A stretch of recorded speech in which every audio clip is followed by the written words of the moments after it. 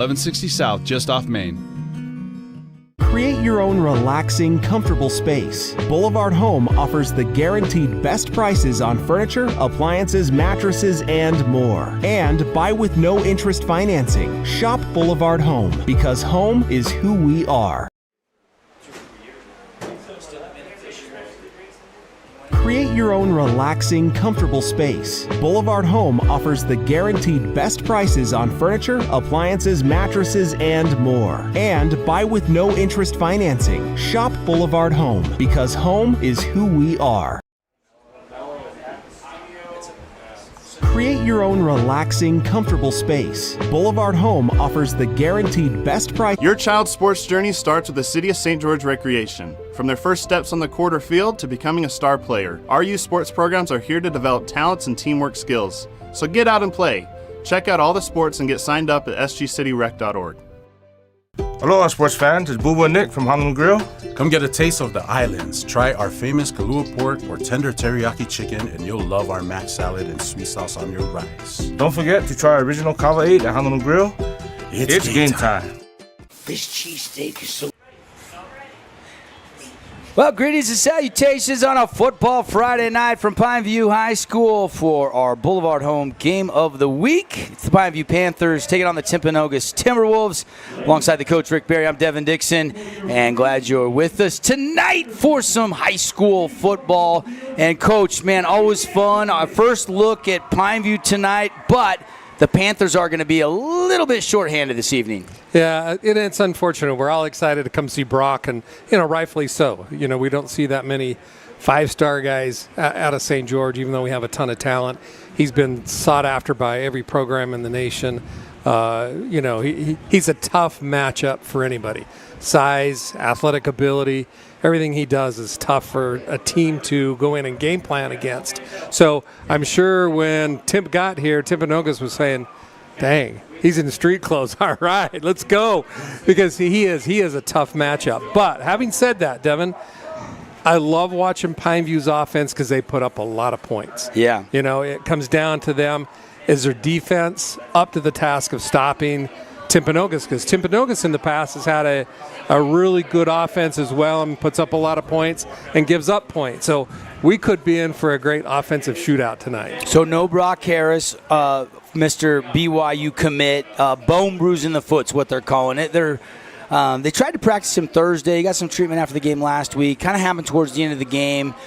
Just not able to go. Trainer said, hey, let's be smart about this. So not going to play tonight. Colt Falanico, their other receiver, out. But if you ask Coach Shaw, what's the deepest position group of Pineview High School, he'd probably tell you wide receiver. They do have a lot of other guys that can step up. Yeah, he did. In fact, he and I had a great conversation on the field, about 30 minutes ago.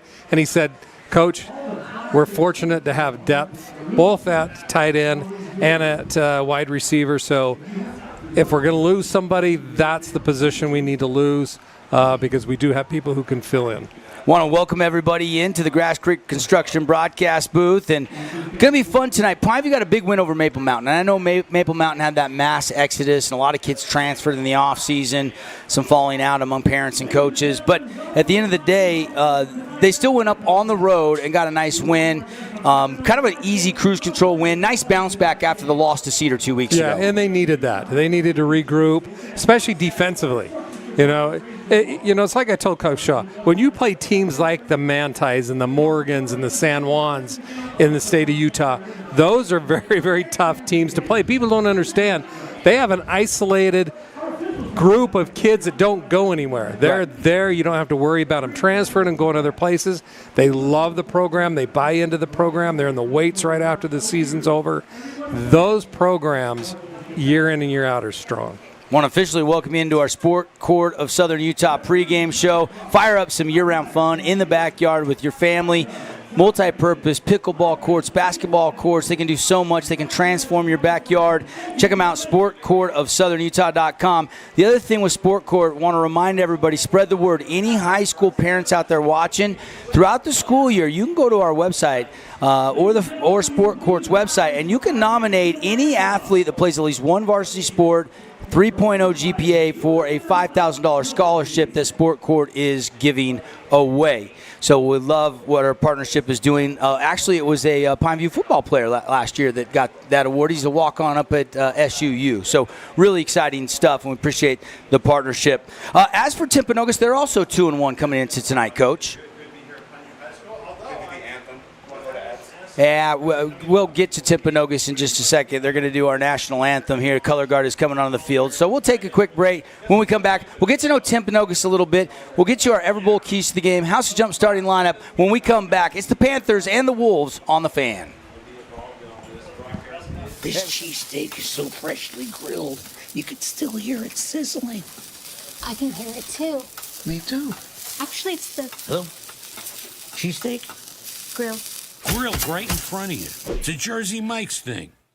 Best Friends Animal Sanctuary in Kanab is open daily for free family fun. Take a tour, volunteer, hike a trail, or bring home a new best friend. Visit Best Friends today for magical memories that'll last forever. This cheesesteak is so freshly grilled, you could still hear it sizzling. I can hear it too. Me too. Actually, it's the Cheesesteak? grill. Grilled right in front of you. It's a Jersey Mike's thing. Hey, it's Luke with Udine Associates at American Family Insurance. At Udine Associates, we love insurance so you don't have to. With a quick call, we can get you an instant quote with the right coverages. My team of licensed agents are ready to help you with better insurance from American Family. Give us a call at 435-251-9102. Welcome to the Back Nine. We bring the world's best courses to you. Elevate your game at any time with 24/7 access to top-tier golf technology and expert PGA instructors available. Back Nine Golf is a place to improve your swing for all ages. Join us today. Hey St. George, this is Brian. I'm the new owner of your local Everbowl. Looking for a delicious, nutritious meal? Come to Everbowl. Our acai bowls are packed with superfoods to fuel your day. And it's where Region 9 sports fans fuel up. Best Friends Animal Sanctuary in Kanab is open daily for free family fun. Take a tour, volunteer, hike a trail, or bring home a new best friend. Visit Best Friends today for magical memories that'll last forever.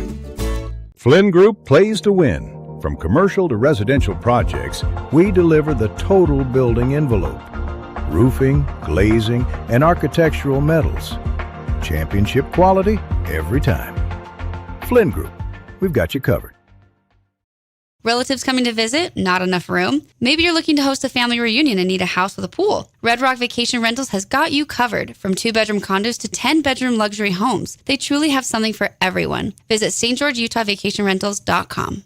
Hi there, Dr. Cody Johnson from Johnson Pediatric Dentistry. Just like any good sports team needs a game plan, your child's dental health needs one too. Call us or check us out online. Don't forget to ask for our new patient special. Johnson Pediatric Dentistry, keeping your kids' teeth in championship form. Welcome back to Pineview High School. Students, great job with our national anthem. Get some goosebumps, baby. Timpanogos and Pineview ready to go. Both teams 2-1, wrapping up their preseason, getting ready for region play. Devin Dixon, Rick Berry ready to go. Let's get to know Timpanogos a little bit, Coach. They beat Juan Diego 55-32. They got blanked by West High School. West pretty good this year, 48-0, but then bounced back, beat Summit Academy 41-0. We think maybe this will be a little bit more fair fight. They've been 2 big wins and then a blowout loss for Coach Tyler Anderson, and you might remember that name. Yeah, Tyler's an old BYU guy. Yeah. You know, an Orem High School product. I remember the days when he was at BYU. Again, great receiver. Kick returner. Did kick returns. Played in, some big-time games there. And, again, they've been known for their offensive output. They've done a nice job other than, like you said, they got blanked by West, but I'm telling you what, West is a very, very good team, and West has a lot of kids that if you look at, they're going to be D1 eventually kids. Yeah, I agree. Tyler Anderson, like you mentioned, won a state championship, also a great track star at Orem High School, but I think they won a state championship in football at Orem in 1987, went on to play at BYU. Had 145 kickoff return yards in the 1993 Holiday Bowl. And they were WAC champs, I think, that 93 season, if I'm not mistaken. So you got an offensive guru, and then you got Coach KJ Boyer, who's more of a defensive guru, who's alumni, the 2 head coaches for tonight's game. Dre Smith, the D coordinator in his first year here at Pineview. Todd Shaw, the offensive coordinator. And I think Tyler Anderson was the OC prior to becoming Timpanogos' head coach. Yeah, he's been around for quite a while. And you know what? There was a lot of talk. I thought he may stay at BYU as a grad assistant early on and stay through the program, and he ended up jumping and going to the high school. So, like you said, he knows offense. And Timpanogos knows offense. Pineview knows offense. So I'm excited for this game, Devin, because I think there's possibility of a lot of points being put on the board tonight. You can see the captains exchanging. You can see Brock Harris, number 86, just got shorts on. He's got a jersey, but no pads. Bone bruise in the foot, will not go tonight. They do get Kyle Richardson, their starting running back tonight, so that's good news. William is healthy there. And then, of course, they've got some young guys that are going to be playing wide receiver tonight. Watch out for Carter Buchanan. He'll probably be the guy that gets the start, number 17, in lieu of Colt Falanico, who's still out in concussion protocol. And then you've got a number of guys, including a freshman that will kind of fill in there for Brock Harris. It'll be really interesting to see how he does. Russell Jacobs, number 83, is going to get a lot of work tonight. And I think Jax Carlson, as well as the freshman tight end that will probably start in lieu of Brock Harris. I think where they'll miss Brock the most, I mean, he can do everything, right? He's a five-star recruit. He's both sides of the ball. But the blocking, he's such an I mean, that's why a lot of colleges wanted his service, because he's such a good downhill blocker. And now that you have your health back at running back, it'll be really interesting to see what the play calling is like tonight for Coach Todd Shaw and the Pineview Panthers. Let's dive into our Everbowl keys to the game. Coach, what do you think is going to be important for the Panthers tonight? Well, I'm excited to see how they utilize Richardson. I'm a big fan. He's very elusive. I love his quick first step. He cuts very well. So I want to see him involved offensively at the very beginning, whether it's through the air or on the ground. So I think Coach Shaw is going to use him in a lot of different ways. So that and limit the turnovers for Pineview's offense now is going to translate for their defense to have a better showing. It's hard, Devin, because a lot of people will look at the final score and say, oh my gosh, you got 50 put on you. Well, guess what? 2 of them are picks, almost pick 6, clear down to the 10 in the red zone. There's things you can control and things you can't control from a defense standpoint. You don't know if a kickoff returned. So defensively, I'm really interested to see how Pineview bounces back tonight against a high-powered offense. Last report, we had the game that started at Crosstown at 6 o'clock tonight, Crimson and Brighton. Last report we had, that game was tied 14-14, so a good one going. So that one on the Fan Sports Network on the radio side, and we'll keep you updated. All the other games kicking off right now for Region 9 in the final tune-up before Region play starts next week. That's going to be an interesting game for Crimson. I think, when they played Provo and saw the size Provo had, Brighton matches that size. So it's probably good that they had that game prior to, because when we played Brighton a few years ago when I was at Desert Hills, those guys are big, and they're very well coached. That's going to be a good game across town. Our Findlay Subaru Star Watch tonight as the kickoff is kicked off into the end zone for the touchback. Pineview won the toss, they deferred, so it'll be Timpanogos football. Let's go with the quarterbacks tonight. Andrew Hillstead threw for over 3,000 yards in his junior season, 6'1", now his senior year, very good quarterback. Him and Levi Shaw have actually been to a lot of camps together. Obviously they live on different ends of the state, but they know each other pretty well. And then Levi Shaw, of course, your Findlay Subaru Star Watch, almost already in the first 3 weeks of this season has almost 1,000 yards passing this year. Tops in 4A in passing and almost tops in all classifications in the state. Well, and you look across that offensive line at Timpanogos right there, and there's some big kids that are across that line. If they can give him time, he's going to light it up. 2 high safety, man in motion. They bobble the snap. The running back has a stutter step, and that is bad news because Logan Holloway is gobbled up. That's a TFL for the Panthers, a loss of 3, maybe 4. Not a good snap. Well, Isaiah, obviously I coached Isaiah last year, and I'm telling you what, for his size, that kid has a quick first step. Very impressed with Isaiah. Yeah, got in there, and TFL, they mark it 5 yards back. So 2nd down and 15. Hillstead going to throw over the middle. Receiver never saw the ball coming.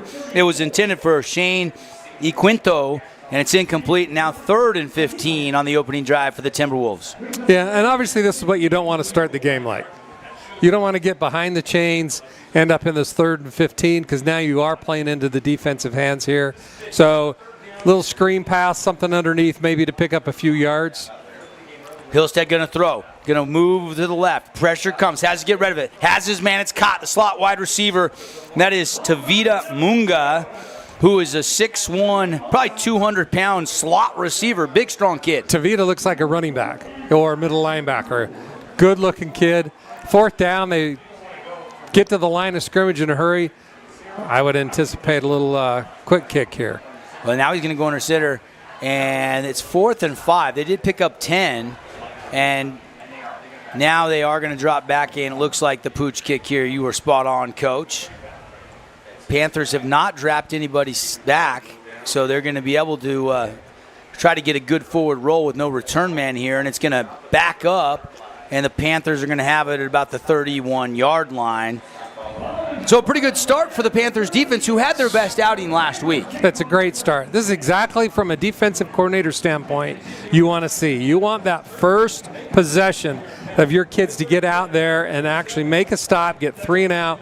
The keys, Devin, you got to get off the field when it's 3rd down. To me, that's the key of every game from a defensive standpoint is what percentage of 3rd downs can I get off the field? If I can get off the field at 70% on 3rd downs, it's going to be a good night. Here is Levi Shaw, senior quarterback, ready to go. Richardson's going to get the carry, and he's got a big burst to the outside, down the hash, and tackled out across the 45 at the 48-yard line, and that is a pickup of 17 and a big Fabulous Freddy's. 1st down. And this is what I love about Richardson. He hits the hole hard, and it makes that quick first cut. Very impressed with him last year before he got hurt. I thought he was one of the better running backs that we saw. That's a big hole. I could have ran through that hole. That offensive line doing some work. Maybe. Panthers moving quickly. Fresh set of downs. 1st and 10. Handoff again up the middle, and another good crease for Richardson. And this is going to be an 8-yard pickup into Timpanogos territory down to the 44-yard line. Well, this is what we talked about, in pregame. If Coach Shaw establishing that running game, if they can keep running the ball like that, that's just going to open up the channels for the wideouts and for Shaw to be able to make some big plays off of there. Richardson got hurt in the first game. He only had 3 carries for 47 yards, and then he got hurt. This is his return. He looks fresh. Yeah, he does. And they'll give it to him again. 3rd straight carry for Richardson. This time, though, they were ready for it. He's going to push forward, and he's going to be close to a 1st down. I think he got it, a pickup of 2. And yes, they are going to move the chains. Another Fabulous Freddy's 1st down. And exciting news for our friends at Fabulous Freddy's Car Wash. Proud to bring a hybrid tunnel to both St. George locations. That means you can choose brushes or touchless. This is the first and only touchless express car wash in southern Utah. Monthly membership starting at $20 with big gas discounts. They'll run it outside again. 4th straight give to Richardson. This time they string it out pretty well, and it's a gain of just 1. Yeah, good job by the outside linebacker, not getting washed, staying at home. You always stress to your kids, especially early in the year, which it still is, Devin, of getting those backers to make sure they stay at home, whether flow goes away or whether it's 2. So nice job there by staying at home, then having the DBs come and help fill the gap. Crimson Cliffs has just scored a Flynn Company's Region 9 update with 50 seconds left in the half. They're up 21-14 now over Brighton. They're going to play action. Shaw sitting in the pocket, going to dump it underneath. Caught. And there is the freshman right there, I believe, Jax Carlson, the 9th grader. Doesn't even have his driver's license, and he'll pick up about 7 yards. Well, and again, coming back to what Coach Todd told us earlier, that's where they've got some depth. They've got some depth at that tight end position and outside. The Panthers driving, and now they're going to go quick. And Corbin Yoakum, the senior, is going to pick up another 1st down the sideline, knocked out of bounds, down around the 25-yard line. Early, Devin, it's interesting to me to see the D-line of Timpanogos much smaller than the offensive line. I really think Pineview can establish that run and stay with it because they have the size to move the smaller D-line that you see with Timpanogos. Yoakum, 17 carries, 118 yards coming into tonight. That's almost 7 yards a carry. And now a pass. Oh, and the freshman Carlson can't handle it. right on his hands and just couldn't bring it in. You compile the 12 receptions for 271 for Corbin Yoakum. That's a 22.6 average, so very productive. He's caught 3 touchdowns through the air, and Yoakum has rushed for 3 touchdowns on the ground. Of course, leading receiver Brock Harris not going tonight. 6 touchdown passes or receptions, 25 catches in the first 3 weeks of the season, but it's a bone bruise in his foot. And hopefully we'll see him next week when region play opens and the Flyers and the Panthers will square off. So it's 2nd down and 10 for Pineview. Yoakum goes in motion. They'll run it to Richardson. Another good crease. He'll bounce to the outside. He's got the edge of the corner. 5 and into the end zone. Touchdown, Richardson. That is a 25-yard run for Richardson. He's back. He's back, and you know what? Again, he gives you a different look than a lot of the running backs that we've seen early that are more power running backs. He hits the hole very quick, bounces, and I'm telling you what, if he gets out into the open space, you're not going to catch him, Devin. You have to get him early on before he can get into that next step and that next layer of defense, or he's going to be gone. 25-yard TD run with 7:38 left on the first quarter clock, and Pineview takes the 6-0 lead. Here comes the Best Friends Animal Sanctuary Kanab Utah extra point, and it is up and it is good off the right foot of Lukenga. And just like that, Pineview on the Wilkinson scoreboard 7-0 when we come back on the Fan Sports Network. St. George, this is Brian. I'm the new owner of your local Everbowl. Looking for a delicious, nutritious meal? Come to Everbowl. Our acai bowls are packed with superfoods to fuel your day. And it's where Region 9 sports fans fuel up. To us, pizza the way it ought to be isn't just our slogan. It's our promise and our passion to give you the best dining experience and the best tasting pizza you expect. For over 40 years, we've been making pizza the way it ought to be. Handmade with the freshest and finest ingredients. Our dough is made fresh daily, and we use 100% whole milk mozzarella cheese and toppings to the edge. There's pizza, and then there's Mountain Mike's Pizza. Pizza the way it ought to be. Kickoff is in the air. This was going to be returnable from the 2 and out across the 10. Hit and then pushes forward. Shy of the 20, though. Pretty good special teams coverage downfield by the Pineview Panthers. In on the stop, number 23, Colby Himmelwright. And also, I believe, maybe 27 there helping out as Himmelwright as well. Timpanogos coach looks a lot bigger on the offensive side of the ball than the defensive side of the ball so far. Well, that's like I told you at the break. Tyler's an offensive guy.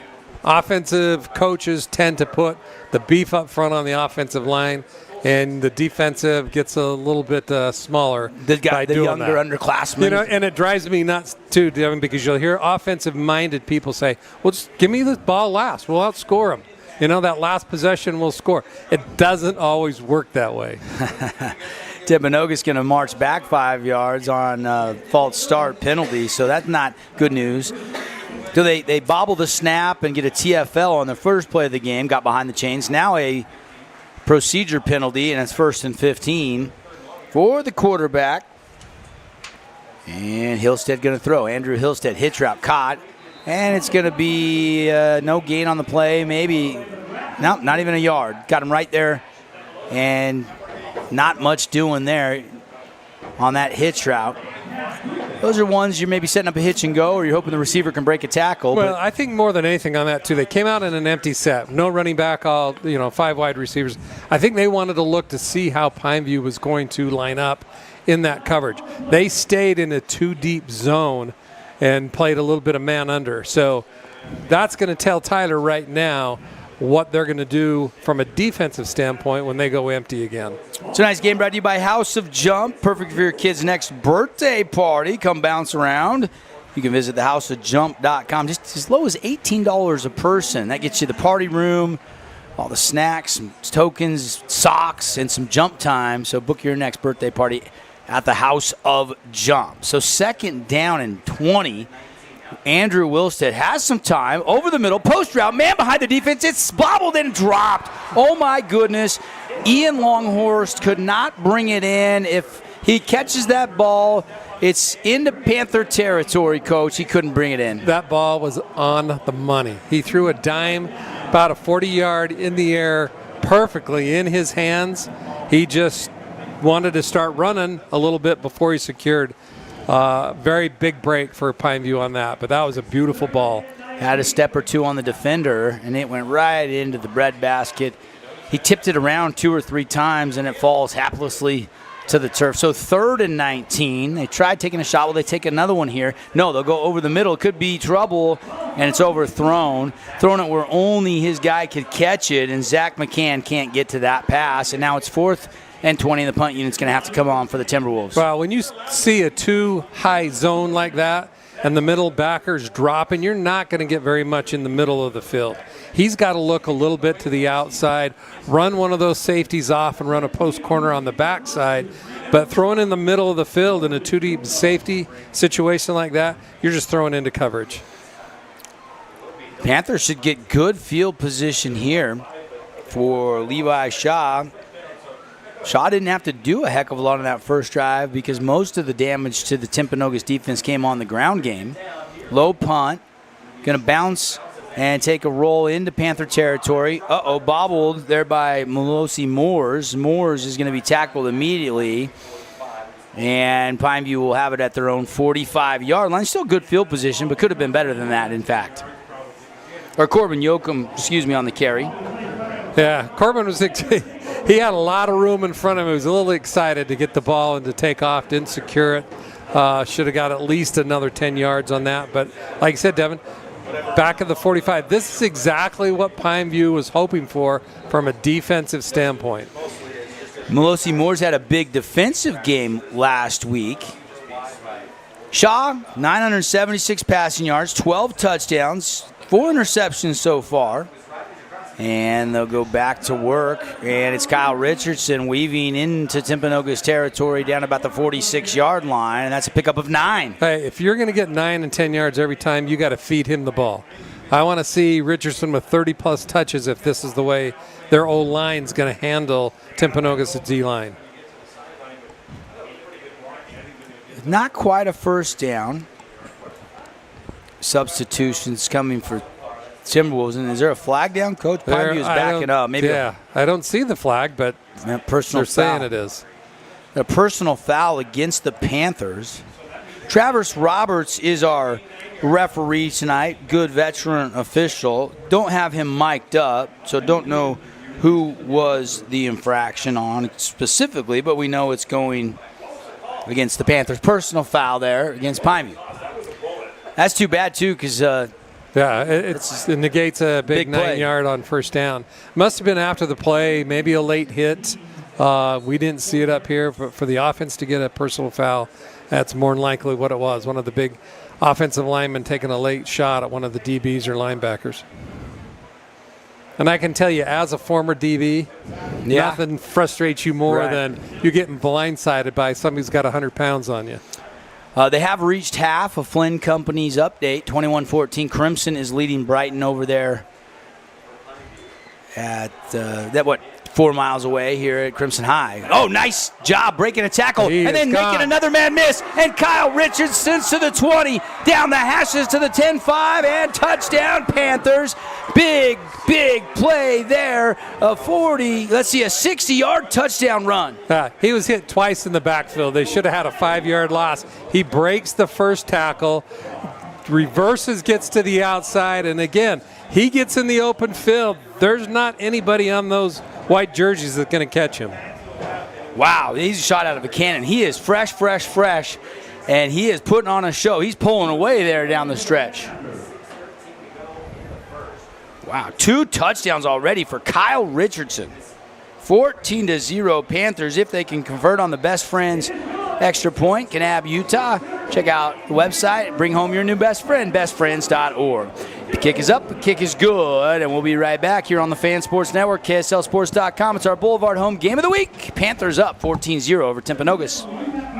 It's Marco from Coral Canyon Golf Course inviting you to play the course with the best backdrop in southern Utah. Make sure you get out and experience great golf for a great price at Coral Canyon. Visit CoralCanyonGolfCourse.com or call us at 435-688-1700 for your tee times. Flynn Group plays to win. From commercial to residential projects, we deliver the total building envelope. Roofing, glazing, and architectural metals. Championship quality every time. Flynn Group, we've got you covered.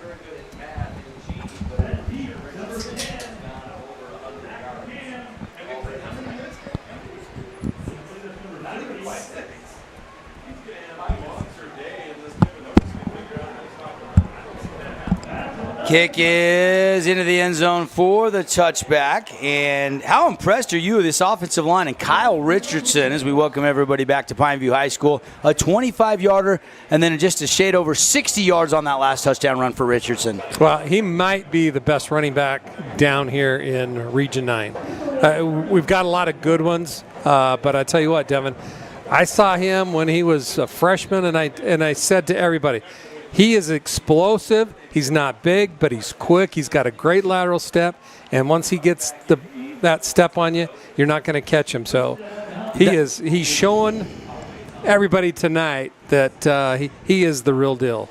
And that was the thing about their one loss for Pineview, that Cedar game, is there's a nice little flood route and a good read by Hillstead and pass out to the 29 complete. Catch made by number 25, Donovan Holloway. Tackle made by number 3, Trayson Graham. And that's what you need to do, Devin. You've got to run that safety off and then break off into the outside when they're playing a 2-deep zone. And another swing pass to the other side. Similar play. And another big gain out across the 40. And this is Zach McCann. And a nice pickup there. And now all of a sudden 2 plays, and you're already out to the 42, and Timpanogos going quickly. I was going to say that one loss for Pineview, they didn't have a back. William and Richardson were both hurt. That really hurt them. They were kind of one-dimensional in that game. Now a little jump ball fade route. Caught. Was he in bounds? Yes, he was. The officials say Kyle LaPre makes the catch. Big kid, big target. It's 6'5". They threw to the outside again, stayed away from the inside safety help, and let your big 6'5" guy go up and make the play. 5:29 to go in the first quarter on the Nets on fire clock. Pineview leading by a score of 14-0. Hillstead and Timpanogos, though, putting a drive together here. Nice little run outside to the 22 and then driven out of bounds again by number 3, Trayson Graham. But they are creating some nice holes. Yeah, Donovan Holloway on that carry, Devin, mixing it up a little bit with that run. They got a, Pineview's rush came upfield too far. Got the D-line just not playing at hill line, coming up and allowed him to get a couple of steps. And that one going to be about a 5-yard gain down to the 16-yard line. And Timpview going as quick as they can here, trying to go with some tempo. Hillstead already getting everybody aligned. Trips to the far sideline, single receiver to the bottom of your screen. Now Hillstead's going to look for an audible from Coach Anderson. And they'll take some time here. Tailback to the left of Hillstead. He's going to throw. One-on-one, back shoulder into the end zone, overshot him. It's out of bounds, incomplete. Couple flags come flying in. Devin's going to be I think he may have got a little bit of a hook coming across that as he went. Again, going for a big receiver, throwing it up into the corner of the end zone. Tonawai Andresen has 2 touchdowns. Again, Crimson started at 6 o'clock, so they're up 21-14 on Brighton at the half. Everybody else is on the road tonight. That's exactly what the call is, Devin. Pass interference on Pineview. He hooked him at about the 5-yard line, so they got the hold on there. That gives them about first and goal from the 9.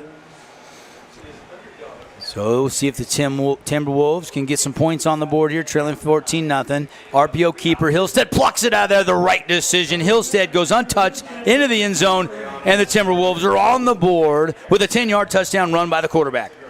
This is kind of what I referred to a little bit earlier, Devin. From a defensive standpoint, you've really got to work with your outside backers of when that fake comes into the middle. I got to stay home. Yeah. He went right down the line. Too many times he gets so excited, I'm going to go make the play. Well, that's not your spot. Flow goes away, stay home. If you ask any of my players, I say, I'm so sick of hearing that from Coach Barry. Flow goes away, stay home. But you really have to. Yeah, you could see that was a mistake there by the outside backer. And extra point, Best Friends, Kanab, Utah, up and good. We'll take the break. 14-7, Timpanogos on the board here at Pineview High School with 4:28 left in the first quarter. Budo's, St. George's #1 sushi and ramen bar. Student specials available Monday through Friday from 11 a.m. to 3 p.m. Make sure and give them a follow on social media at Kabuto Utah for weekly giveaways and local events. Warning, what you're about to hear may impact your dinner plans. The viral mac and cheese place you've seen online has made its way to town. Imagine build your own mac with fan favorite toppings like smoked brisket all the way to the controversial pineapple. Try it at the Red Cliffs Mall in St. George or in front of BYU in Provo. Need an appliance or two? AWP's got you. Check out the remodeled expansive showroom, highlighting the cafe series with colors like matte black, matte white, and modern glass. Make your kitchen stand out. Come see the local boys at AWP across the freeway from the Bloomington Walmart. Kickoff is going to be short and returnable out across the 20, 25, 30, 35, and breaks the tackle at the 40. And the 45, outside to the 50, down to the 40 at Timpanogos, finally tackled down at the 32-yard line. A big return by the Panthers. How about that? They got excellent field position to start the third drive of the night for the offense. You know, Devin, I've always told you one of the best weapons you can have in high school football is a kicker that can put it in the end zone. Because this is exactly what happens to give teams momentum and field position. If you don't, and the kicker's got a strong enough leg, I don't understand not utilizing that and put it into the end zone. Travian Hall there with the big return. And now Levi Shaw will go pistol. They'll start this drive at the T-Wolves 30. Shaw says something to Richardson, his tailback.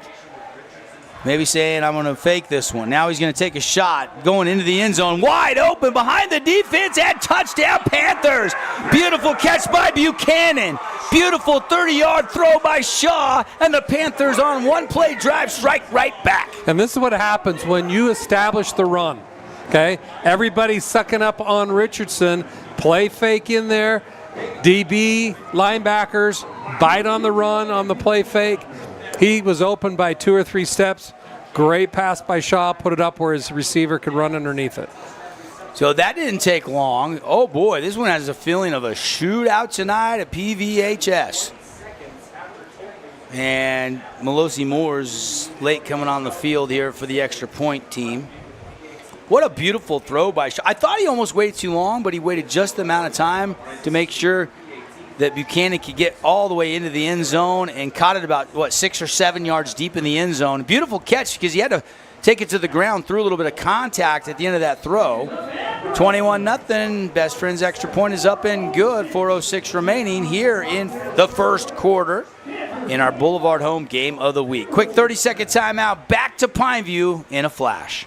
On Fire is the place to hoop in Southern Utah. Elevate your game with group or individual training with elite coaching. Hustle to netsonfire.org to learn more and see why so many rising stars hoop at Nets. Nets on Fire, building champions on and off the court. Need an appliance or two? AWP's got you. Check out the remodeled expansive showroom, highlighting the cafe series with colors like matte black, matte white, and modern glass. Make your kitchen stand out. Come see the local boys at AWP across the freeway from the Bloomington Walmart. Buchanan's basically starting tonight because Falnico's in concussion protocol. Who was the guy that scored? Buchanan.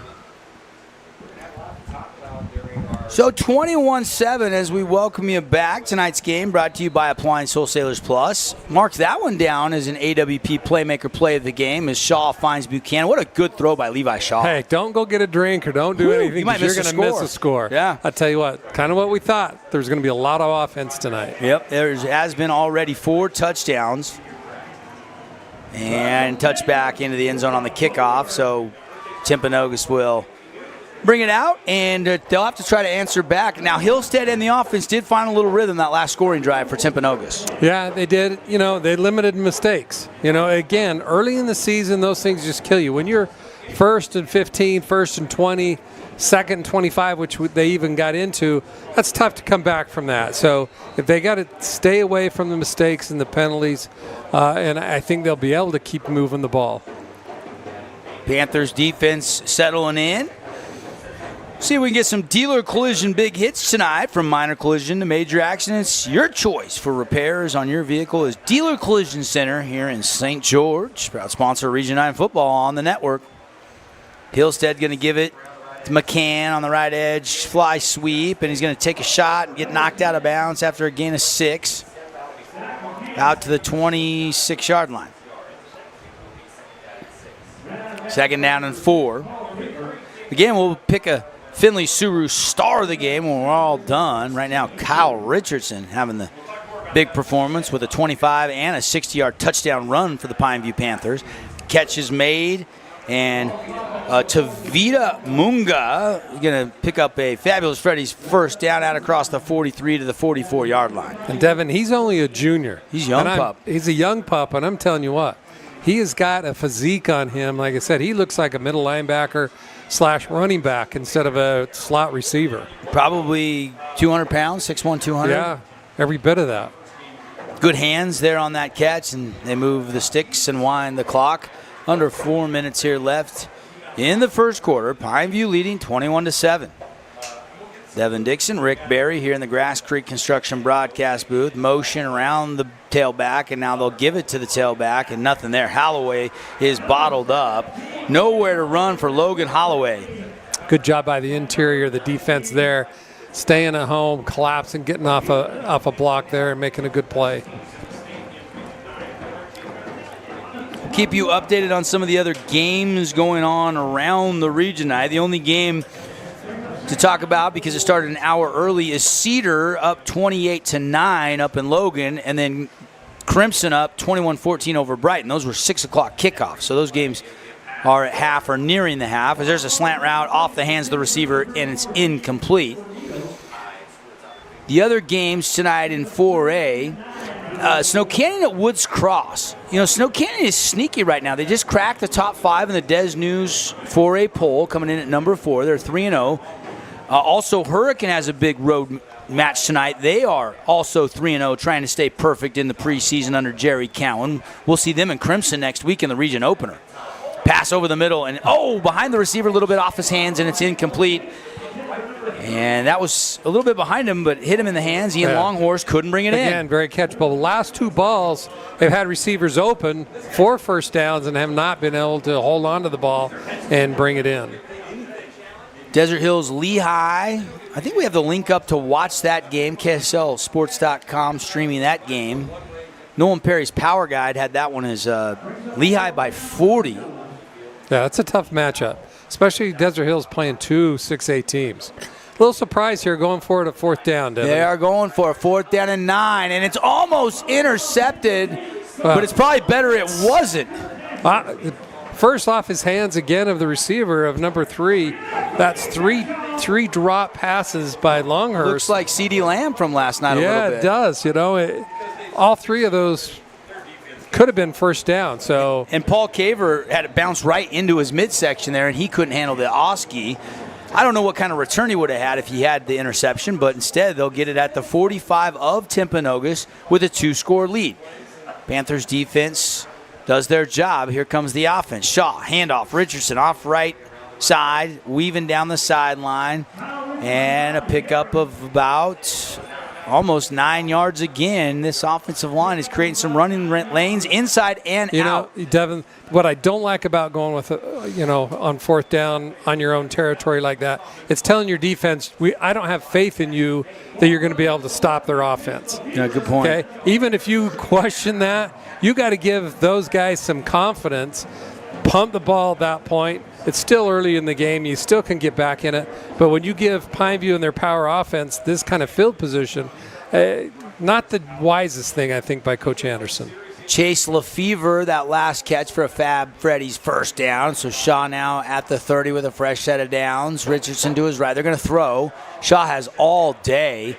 Avoids the pressure. Going to be a hold on the Panthers. Catch is made by the freshman, but it's going to come back.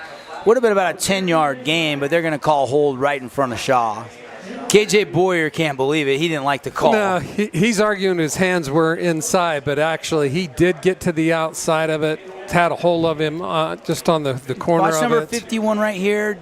Just turned him. He turned him. Once you turn him and get to that outside up piece of the shoulder pad, you're going to get that call every time. You got to keep your hands inside those pads. You can hold all you want all day long if you've got it inside. But once you get out to the outside and the officials can see that, yeah, and he could have kept just riding with him because Shaw was already starting to jump step to the left. Yeah. All he needed to do is shield him off. But Abbott doesn't have eyes in the back of his head. Easier said than done. So that'll back the Panthers up. But they've had no problem moving the ball. They got to be 12 yards a play right now, at least, for this Panther offense. Maybe more with that 60-yard touchdown run Richardson had earlier. He had a 25-yard touchdown run, and they got a 30-yard touchdown pass. So the big plays have been in effect for Pineview. They'll go to Richardson again. He's got some room as he bounces to the outside. Again, all the way to the corner, and nobody's going to catch Richardson. Coach says he's gone, and he is. Patered again. Another big play. That's a 41-yard touchdown run for Richardson. He's got a hat trick. He's got 100 yards plus in the first quarter. He got 100 yards on 2 carries for two of his touchdown runs. Holy smokes. This almost tells me, Devin, and I don't know. I didn't talk to the coaches over there. Their game plan coming in was for what? Outscore you? No, well, that. Stop the pass? Brock Harris? Stop Brock Harris. And when teams come in, and Coach Shaw and I talked about this, he came up to me and said, Coach, what do you do if you get here and you see that Brock's not? And I said, the biggest mistake, though, Coach, is what people make is coming in and saying, we're only going to stop Brock. You've got to have a game plan.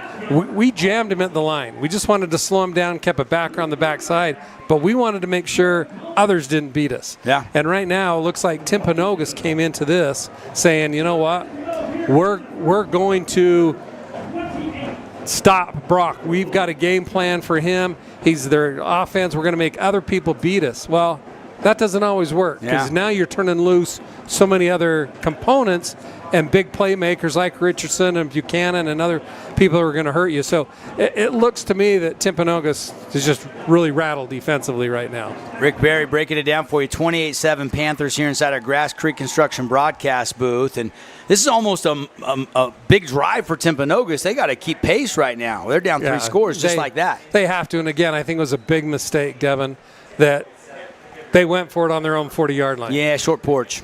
You give them the field position. You haven't been able to stop them. So, again, give your defense some confidence and get them to get a stop back here in the territory, and let's flip the field.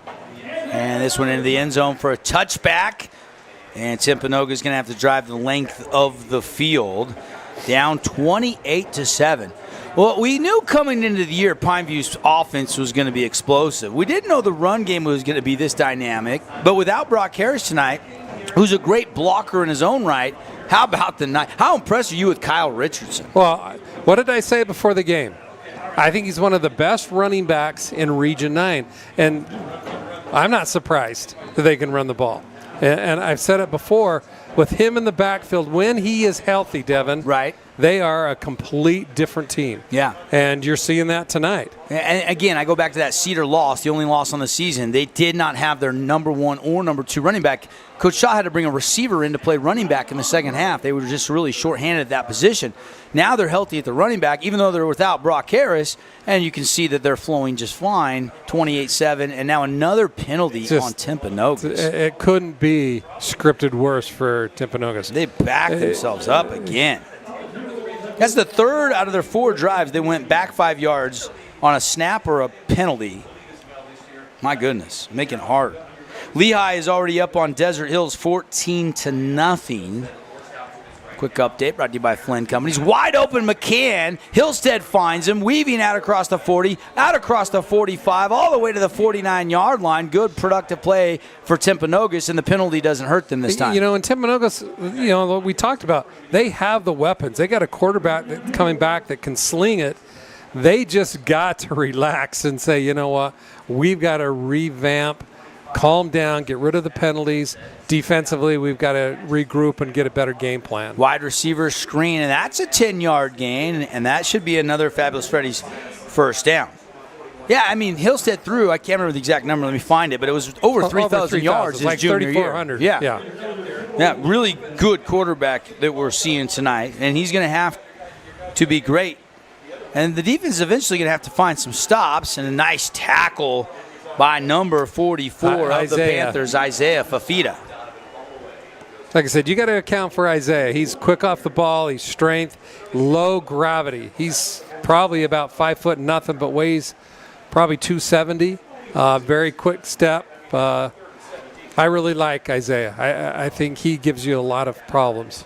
And there's a nice little throw against the zone in front of the safety and behind the corner, and they're knocking on the Red Rock Real Estate red zone. And there's Longhorst, a much-needed catch for that young man. Devin, it's kind of what I referred to earlier in the quarter. That's there all night, okay? That particular play onto the outside, away from the two deep safety on that side, that's going to be there all night if they want to take it.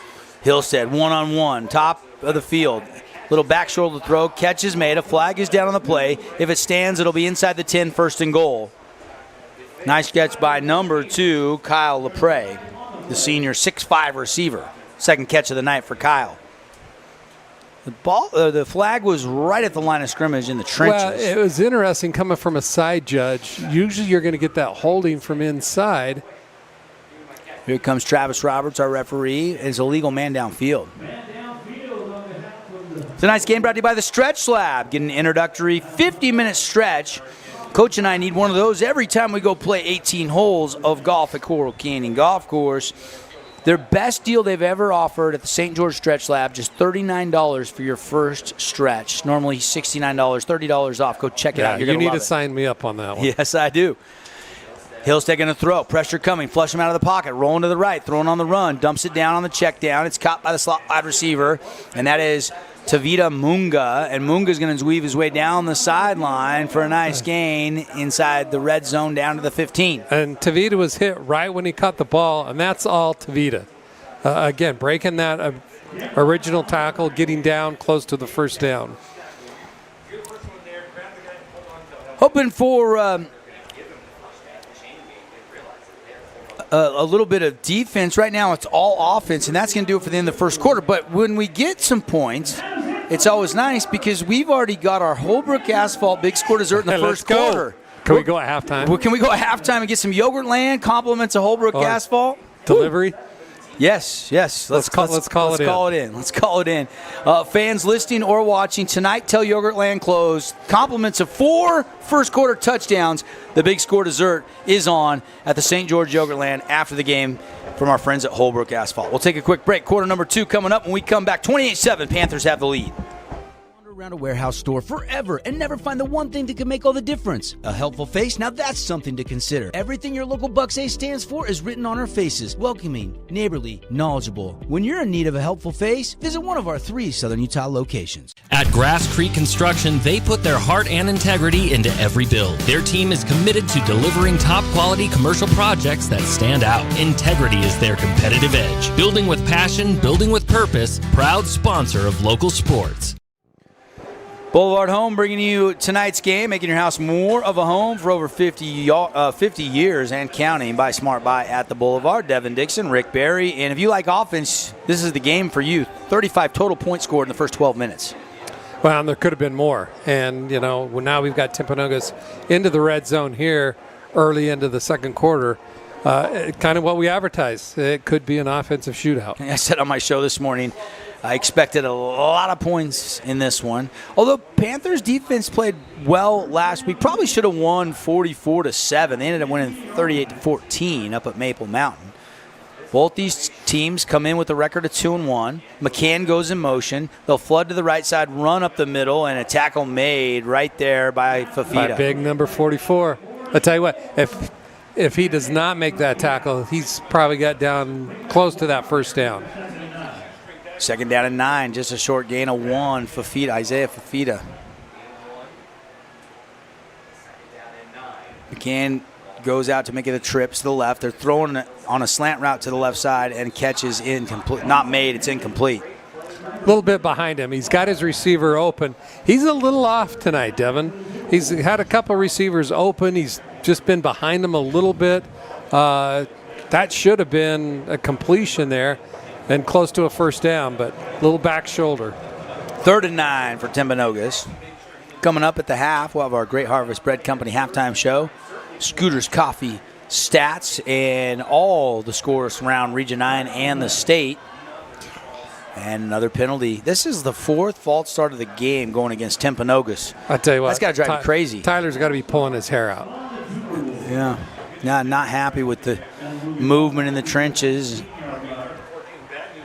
And it's not like you're playing in the Superdome or Arrowhead. It's hard from a coach's standpoint when you hurt yourself. You know, it's one thing if you get outplayed, but when you make these kind of mistakes and you're shooting yourself in the foot, that's tough for a coach to take. Hillstead, though, trying to make up for it. Has some time. Resets, throws over the middle, and it's incomplete. Should have been picked off, but coming over was Trayson Graham, and he couldn't get the Oski. They got a little bit of pressure again from Isaiah, got into his grill. He had a receiver open a little bit earlier, didn't see him, and by that time, he turned around, and number 44, again, Isaiah is in his grill. Woods Cross leads Snow Canyon 14-0, and Grantsville leads Hurricane 3-0. No score update on Dixie at Layton Christian, some of the other Region 9 games that we're following for you tonight inside our telecast. Again, we'll go deep dive on the scores at the half. 4th down here for Hillstead. He's going to throw, looking into the end zone. Now he's going to be sacked, and he fumbles, and it is going to be recovered by the Panthers, which will give them the sack yardage. Instead of getting it at the line of scrimmage, they will get it where he fumbled it, and I think Pineview recovered it. That is a huge sack by Fafita once again. I tell you, he's fired up. He is fired up, and I tell you what, he plays with a lot of emotion. And when he wants to turn it on, I'm telling you what, big number 71 doesn't have an answer for him. He's too quick. Yeah, he's light on his feet for a big fella, isn't he? Yeah. And I think 71, let's see. Afu. Big Afu, he's a big kid, but he's sophomore, too slow. Young pup, yeah. Too slow for Isaiah. Just 6'4", sophomore, probably 260, 270. He's a big kid, got a bright future, but he got beat there. Although Hillstead had to hold the ball a long time. Richardson again, a nice burst off the left side. Panthers have only thrown it, a handful of times, 4 or 5 times tonight in this game. Richardson already way north of 100 yards on the ground, and he picks up 9 on first down again. He's got to be averaging like 20 yards a carry right now. There's no reason not to keep feeding him the ball. But again, that opens what? Play action. Play action. When you saw the speed of Carter Buchanan on that 30-yard touchdown run. He's a speedster. Falanico and Brock Harris out tonight. And there's the play action. It's a pick pop pass complete, and Yoakum will make the catch. That's Max Yoakum, Corbin's younger brother. He's a junior, and that'll move the chains. That's a fabulous Freddy's. First down. Hybrid tunnels will be installed by next week. Go check it out. You can go touchless if you so choose, or you can use the brushes. Monthly packages, just $20 a month at Fabulous Freddy's, 2 Southern Utah locations. Big hit there, knocking him out of bounds. Big hits brought to you by Dealer Collision. That was the freshman again on the catch, number 85, Jax Carlson, or was it Max Yoakum? Yeah, Max. It was Yoakum, excuse me. 7-yard pickup. And second down and short for Levi Shaw. And it's quick pitch to Richardson. And he's going to have a first down as he's finally driven out of bounds in Timpanogos territory down at the 40-yard line. That's another 6-yard gain for Richardson. That's one of his shorter runs of the night. And Timpanogos just does not have an answer for what Pineview's doing to him right now. They've lost containment almost every single time. Pineview's got them on their heels. They've definitely got to regroup and make some changes and start worrying about Richardson and take him out of the equation. Tonight's game brought to you by Kabuto Sushi and Ramen Bar. Hey, student specials from 11 to 3 during the week. Go get some comfort food for your studies. If you just show your ID, college ID, high school ID, student specials, they'll get you in and out at Kabuto's. I was over there a couple weeks ago, just after they remodeled. Fantastic. They have a deep-fried cheesecake for dessert. Sneaky good. I'm still waiting for my invite. Let's go. We need to go. We'll go play golf, and loser has to buy cheesecake after the round. Now we got another penalty. They're sorting this one out. And waiting the call. Tonight's game also brought to you by our friends at the City of St. George Recreation Department. Junior Jazz signups are now available. They've done a really good job. Ryan Smith and Junior Jazz has been around for years, but they've rebranded it. The jerseys are nicer. There's been a big emphasis from the Jazz statewide, and the Junior Jazz signups through the City of St. George are now open. So get your kids signed up for the basketball season upcoming. sgcityutah.gov.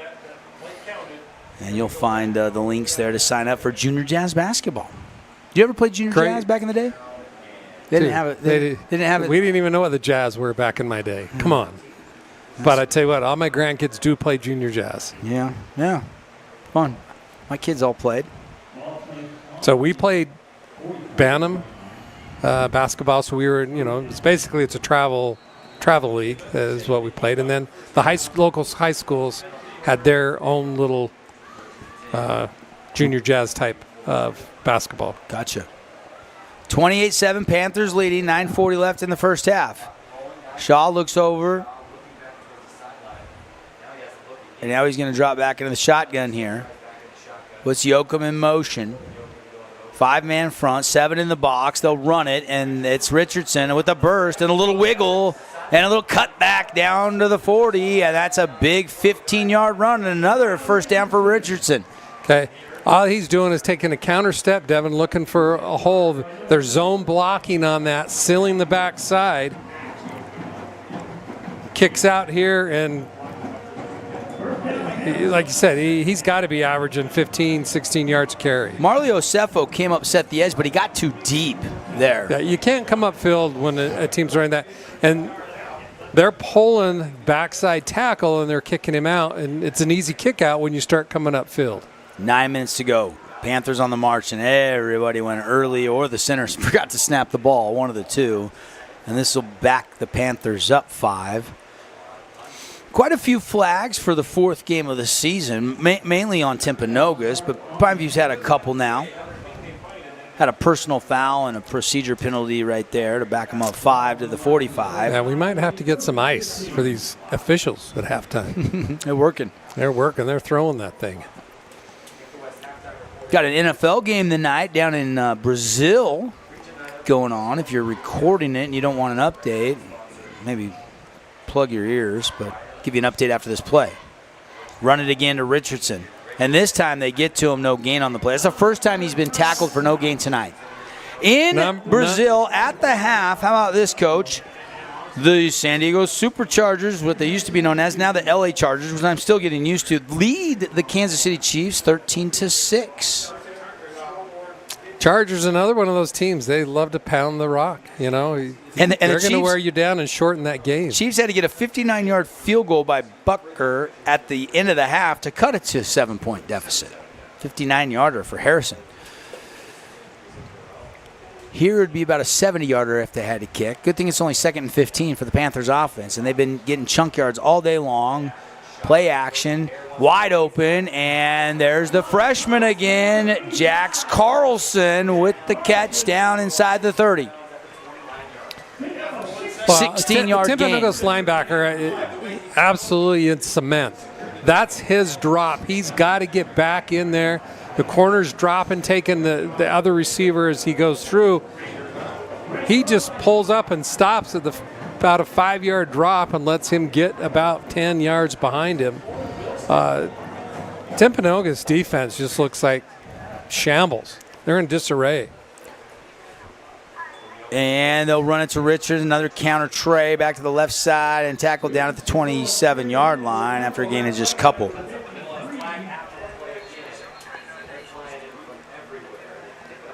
Well, we have multiple flags again, Devin, on here, and I think you're going to get another personal foul, dead ball foul, and I think this is going to go on Pineview again.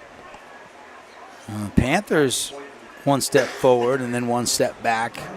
Still 7:42 left on the Nets on Fire clock, first half. Tonight's game brought to you by Honolulu Grill, spreading the aloha. Stop in for your favorite Hawaiian dishes, downtown St. George. It's all good at Honolulu Grill.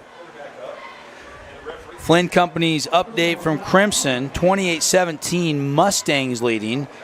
Here it's Pineview up, 28-7 and driving, but the penalties have started to hurt them just a little bit on this drive. Just losing your composure. Plays over, the whistle blows. You got to pull up instead of going and taking that last shot. Update from up in Lehigh, and the Pioneers up 21-7 in the second quarter over Desert Hills.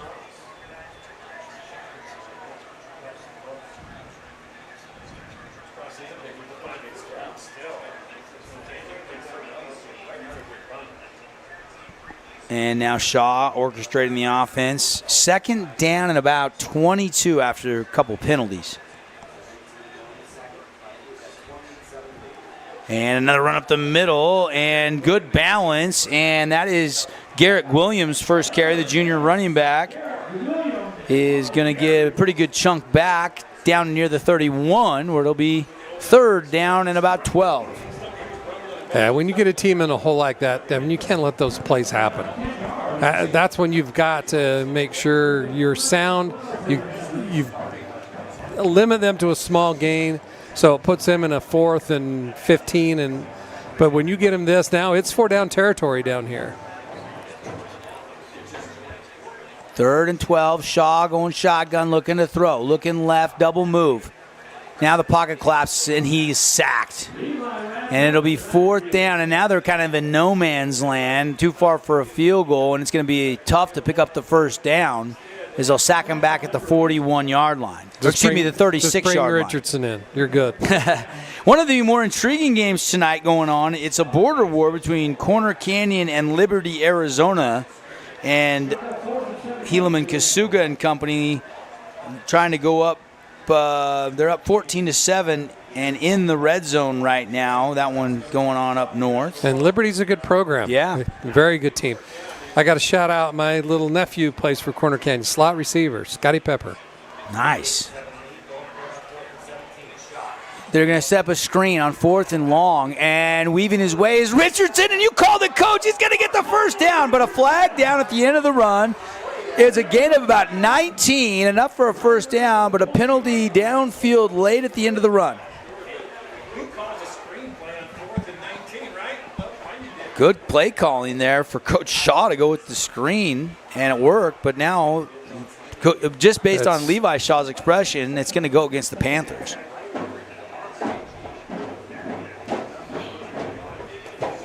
Yeah, from up here, Devin, we couldn't see what happened. It looks like Travis, it's a hold. Yeah, that takes away a big play. And again, like I said, give it to Richardson. Good things happen when you give it to number 11. Yeah, no question. Now it's going to be replay 4th down. And it's going to be, instead of 4th and 17, looks like it's going to be 4th and 11.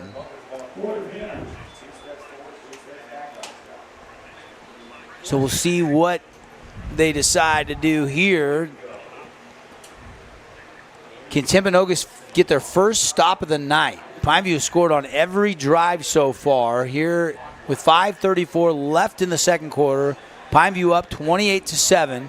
4th and 11. Shaw under pressure, throws over the middle, and it's batted down, and it's incomplete. No flags on the play for a change, and a turnover on downs. But I tell you what, Timpanogos just dodged a big bullet because big number 85 was wide open. Wide open on the left side, running down the hash there, and nobody picked him up. They safety and backer followed the middle of the field and completely turned him loose. So Timpanogos with a little bit of life here, down by 21. Their defense had not gotten a stop all night long, so now we'll see if Hillstead and the offense can respond. They start this drive at their 30. Pocket kind of collapses, rolling left, dumps it down near the sticks, dropped. Another drop. Yeah, that was dropped by Shane Quinto. Right near a gain of 10 if he catches that ball. He did take a hit. But that's what, the fourth dropped pass that we've seen from Timpanogos? Yeah, at least.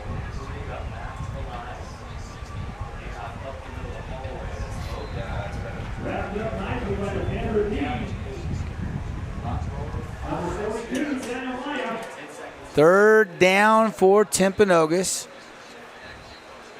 3rd and 8, we'll call it, from their own 32. Trips to the near side. Single receiver to the far sideline. Ball in that left far hash.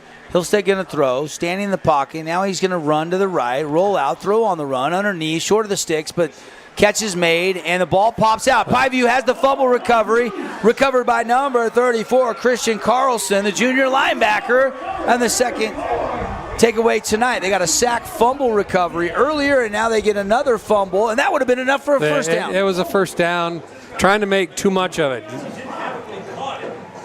Again, a 6'5", big target receiver. He's flinging that ball clear out here. Looked like he was switching hands, and on the transfer back to the left side, it just popped out. You got to teach these guys, high and tight. Make that catch, put a high and tight, get the first down, but trying to make too much happen. 4:40 to go. Panthers up 28-7, and they have the ball back in Timberwolves territory. They'll start this drive at the Timberwolves 40. Out of the shotgun, empty set. Shaw going to throw.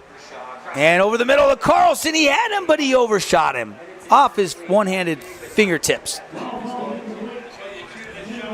Well, Timpanogos, this is interesting to me, Devin, because Timpanogos was beat by alignment. And, one of the things you want to stress early in the year and be fundamentally sound is not get outflanked, don't get beat by alignment. They were beat by alignment. Had 3 receivers on one side. Timpanogos was in a cover 3 with a safety over on the 2 on the boundary side, not even close to the 3 receiver side, and he just went straight up the hash. So kind of baffled a little bit by Timpanogos' schemes on the defensive side. 2nd down and 10. Ooh, that was so close to being a nice hookup. I like that they went back to Carlson after they didn't find him on the last drive on that 4th down. They'll pull the guard. They'll run it off the right side. And Richards is going to bounce outside, use the speed, get the edge. Flag flies in towards the end of the run. He's weaving down the sideline out of bounds about the 20, but this one could be coming back. Now all of a sudden it's turned into a flag fest. It is a flag fest. 3rd quarter starting in Brazil. Weird to have an NFL game on a Friday night, but still kind of fun. But we'll take it. Thursday night, Friday night, Sunday night, Monday night. Yeah. Keep them rolling. Take another look at the end of that play here. Another good run by Richardson. Where's the hole that is? I think they got it on number 83. Okay.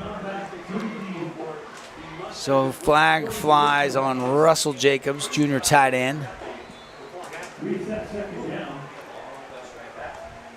Dixie is trailing Layton Christian Academy 13-7 on the road for the Flyers. They're trying to win and get back to 2-2. They'll play Pineview next week in the region opener. That play didn't go much of anywhere. And that's always such a nice rivalry. So you throw everything out. When region play starts, doesn't matter what preseason is. Throw that out the window, and so many great matchups in Region 9. Yeah, and only a 5-game slate this year with Cedar going down to 3A. Which is unfortunate. I would like to have seen Cedar in football stay where they're at. The debate was going into the late spring whether they would appeal to go down. The student body numbers, they were able to get the appeal, and it's only in football. Yeah, and the rest of the sports are still in Region 9. You know what? Those kids up there play hard. They're competitive. They can play with all the teams in Region 9. Shaw, play action. Looking for Buchanan. Buchanan has the safety come over, so Shaw's going to tuck, get out of bounds on 3rd down. He's going to scramble for a gain of about 4. And now it's going to be 4th and 11 again, it looks like, Coach, for the Panther offense. And now it looks like the punt unit's going to come on. They're going to pin Timpanogos deep. Panthers still leading 28-7. Which really is the right call. Even though you're getting big chunks, there's no reason to give them a short field. Flip it with only 3 minutes left in the second half. This is the right move by Coach KJ. Tonight's game brought to you by the Back Nine Golf, their new location on River Road, opens next month. And nothing boosts your game. I could, after my round today, use an hour or two at the Back Nine. Check out the back9golf.com for membership options. That new location over there across from Summit's going to be pretty sweet. Punt, snap is good, kick is away. Going to land about the 17-yard line. Going to take a really nice bounce for Pineview down near the 6. And it'll be down inside the 10. Well, it will be interesting to see what Timpanogos, with 3 minutes left in this, if they come out throwing the ball or if they've seen enough and they want to run it, just get to halftime and make their adjustments. Yeah, we'll see. 2:59, you're down by 21. I think you got to try to be pretty aggressive here. But you'd like to get a first down before you start taking shots and use a little clock, wouldn't you? You don't want to give Shaw how quickly they scored. You can't afford a turnover right here. It does appear that Timpanogos has settled down a little bit on the defensive side of the ball, and then Pineview has returned the favor with some mistakes in the penalty department. So here is the senior quarterback, Andrew Hillstead, 6'1", 200-pound senior.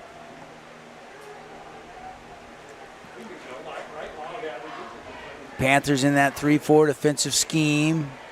They'll take the run, dump it out to the flat, and Tavita Munga going to put his shoulder down into the DB there and push right near the sticks, close to a first down. We'll see on the spot. Yeah, they'll move the sticks. Yeah, as a corner, I'm not really excited seeing him squaring up his shoulders, running right at you.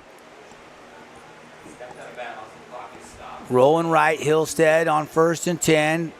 Going to get to the edge. No, he can't get to the edge. Beautiful tackle there by number 34. And that is Carlson. Christian Carlson with the big hit to chop his legs. Made a good play there. Saved about 6 or 7 yards. Gain of 1 is where they spot it. 2nd down and 9. Hillstead going underneath. Out route caught by McCann. Knocked out of bounds immediately after a gain of 4. Got a surprising score update. One of the undefeated teams in Region 9 is getting beat right now, Coach. Snow Canyon is trailing at Woods Cross 35-0. Oh. It's always tough to go play on the road. There's never an easy game. That's a little bit of a surprise, though. And now 3rd down. Hillstead under pressure. He tries to tuck and run. He's tackled. And that's probably a short loss on the play. Didn't quite get back to the original line of scrimmage. And now 4th down, 2:04 and ticking. And Pineview should get some time on the clock. If they decide to punt, they could go for it. They've been very aggressive tonight with the play calling. This though, down 28-7. That's your own inside your own 25. Yeah, that just spells desperation if you go for it. I think they're going to take a timeout and just kick it away. Letting that clock go all the way down to burn the timeout. Surprised maybe Pineview didn't use one of their 3 remaining timeouts to preserve some clock. And now the timeout taken. Timeout's brought to you by Luke Udy at American Family Insurance. See how much Luke can save you on your home, auto, or life insurance at Luke Udy and Associates, your local American Family Insurance agents. Luke can save you big. Call for a free quote, 435-251-9102.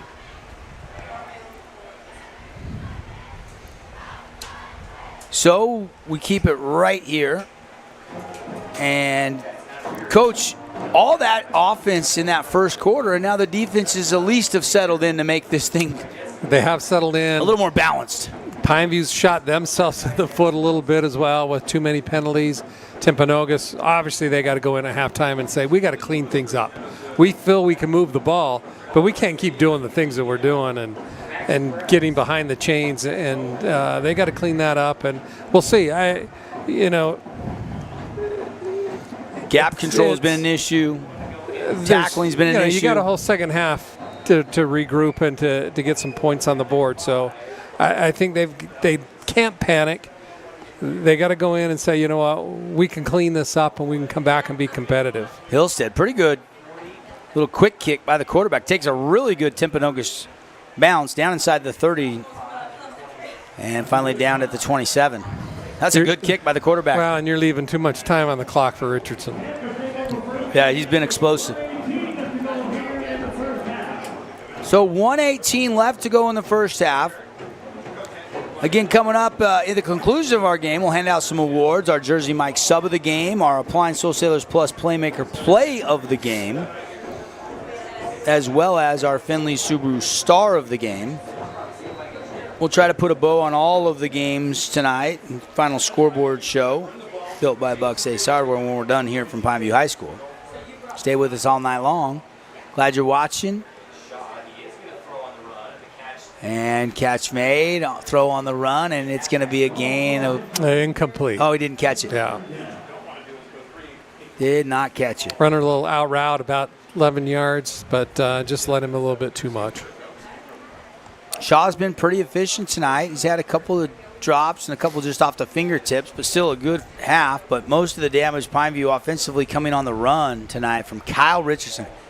3 touchdowns in this first half. Richardson's Shaw's best friend. Yeah. You establish that running game, that just opens up everything. Again, no Brock Harris tonight. He got a bone bruise in his foot. They think he'll be good by next week, but didn't want to aggravate it. Tried to practice on Wednesday and just couldn't go. Trainer said, nah, not explosive. Doesn't have enough push off there. And Richardson trying to bounce this run to the outside, and he's going to get about a 5, maybe 6-yard gain out across the 32 to the 33. Still 1:05 left in the first half, and Panthers will use a timeout on this 3rd and 5 upcoming. Not 3rd and about, long 4 rather.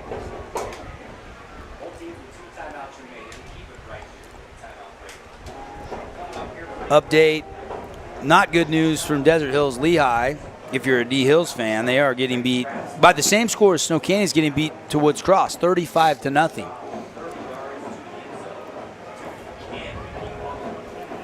We've seen Region 9 go 4-2, 4-2, and 4-2 in the first 3 weeks as a conference, playing out of region. So 12-6. Well, and you got to love the schedule the Region 9 teams played, Devin. There's a lot of teams that played some powerhouses. The likes of Harriman and Lehigh, Brighton, Provo, the list goes on. These teams didn't back away. Yeah, no, you're right.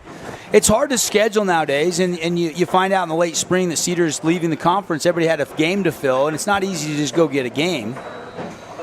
Well, and sometimes you got to play up a classification. It's kind of what we talked about, in week 1, too. The RPI forces that. Yeah. 3rd and 5, short 5, Shaw steps up in the pocket, throw to Buchanan, incomplete, diving back to the football, but he could not bring it in. Okay, if I have one criticism of Shaw, he needs to, situations like that, pull it and run. Take that first down. He had about 8 yards that he could have taken off, run, got out of bounds, and still avoided taking a hit, but pull it and get that first down. Not known for his running. He's not. He's a pure passer. He keeps his eyes open. He keeps them downfield. But there are times, things like that, when you don't have a receiver open and you've got that open yardage to get that first down, you got to pull it and go. Quick punt here, so the Panthers can't do anything on the 2-minute drill. Returnable from the 30. McCann to the 40. Lowers his pad level and takes it out to the 43. Still 49 seconds to go before the Great Harvest Bread Company halftime report. Devin Dixon, Rick Barry here with you from Pineview High School.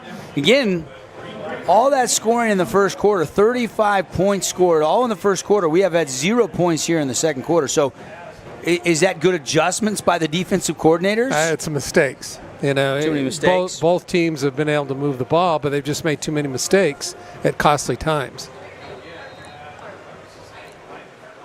See what Hillstead and company can do here. Shy of midfield. Fresh set of downs. They do have 2 timeouts. Over the middle, incomplete. He's been a little bit behind his receivers tonight. Yeah, he's definitely been off tonight, Devin, which is a surprise. Coming in, like we said, he's thrown for a lot of yards last year. Just isn't in sync with his receivers. Patrick Mahomes has just ran the ball in, so Kansas City's a PAT away from tying that Friday night game in Brazil. It's kickoff weekend in the National Football League. Timpanogos, little swing pass to the back, out of the backfield, and pretty nice catch there to get positive yardage by Bennett Shoemaker, the 5'9" junior running back. He's going to pick up 5, almost 6 yards and make it third down. 3rd and 5. Roll out to the right. Hillstead looking to throw on the run. Finally lets it fly. Back shoulder comeback route, and it's incomplete. Trying to find McCann, and they cannot hook up. And he has a receiver down on the 30 that's open. He just, as he rolls, he's got to get those shoulders squared. He's had multiple opportunities and just has misfired. I'm really surprised, Evan, because I thought coming in you were going to see him put up some big numbers. Has not been on consistently. He's had some moments, but has been a little bit off on some of his throws. So 4th down, 19 seconds, and somebody jumped into the neutral zone there, and that's going to give them a first down. That's going to be a fresh set of downs with 19 seconds. They'll mark it down to the 47 of Pineview. Panthers would love to have a 21-point lead going in the half. Got to dodge a Timpview score with 19.3 on the clock here in the second quarter. Hillstead surveying the defense. Twins to either side. Pistol formation. He's going to throw. Steps up to the pocket. Has to try to check down and just got rid of it before the hit came. It looks like that was number 89 for Pineview that was applying the pressure there. And you know what? He is very fortunate. He did not pick up a personal foul on that. Do we have a replay on that?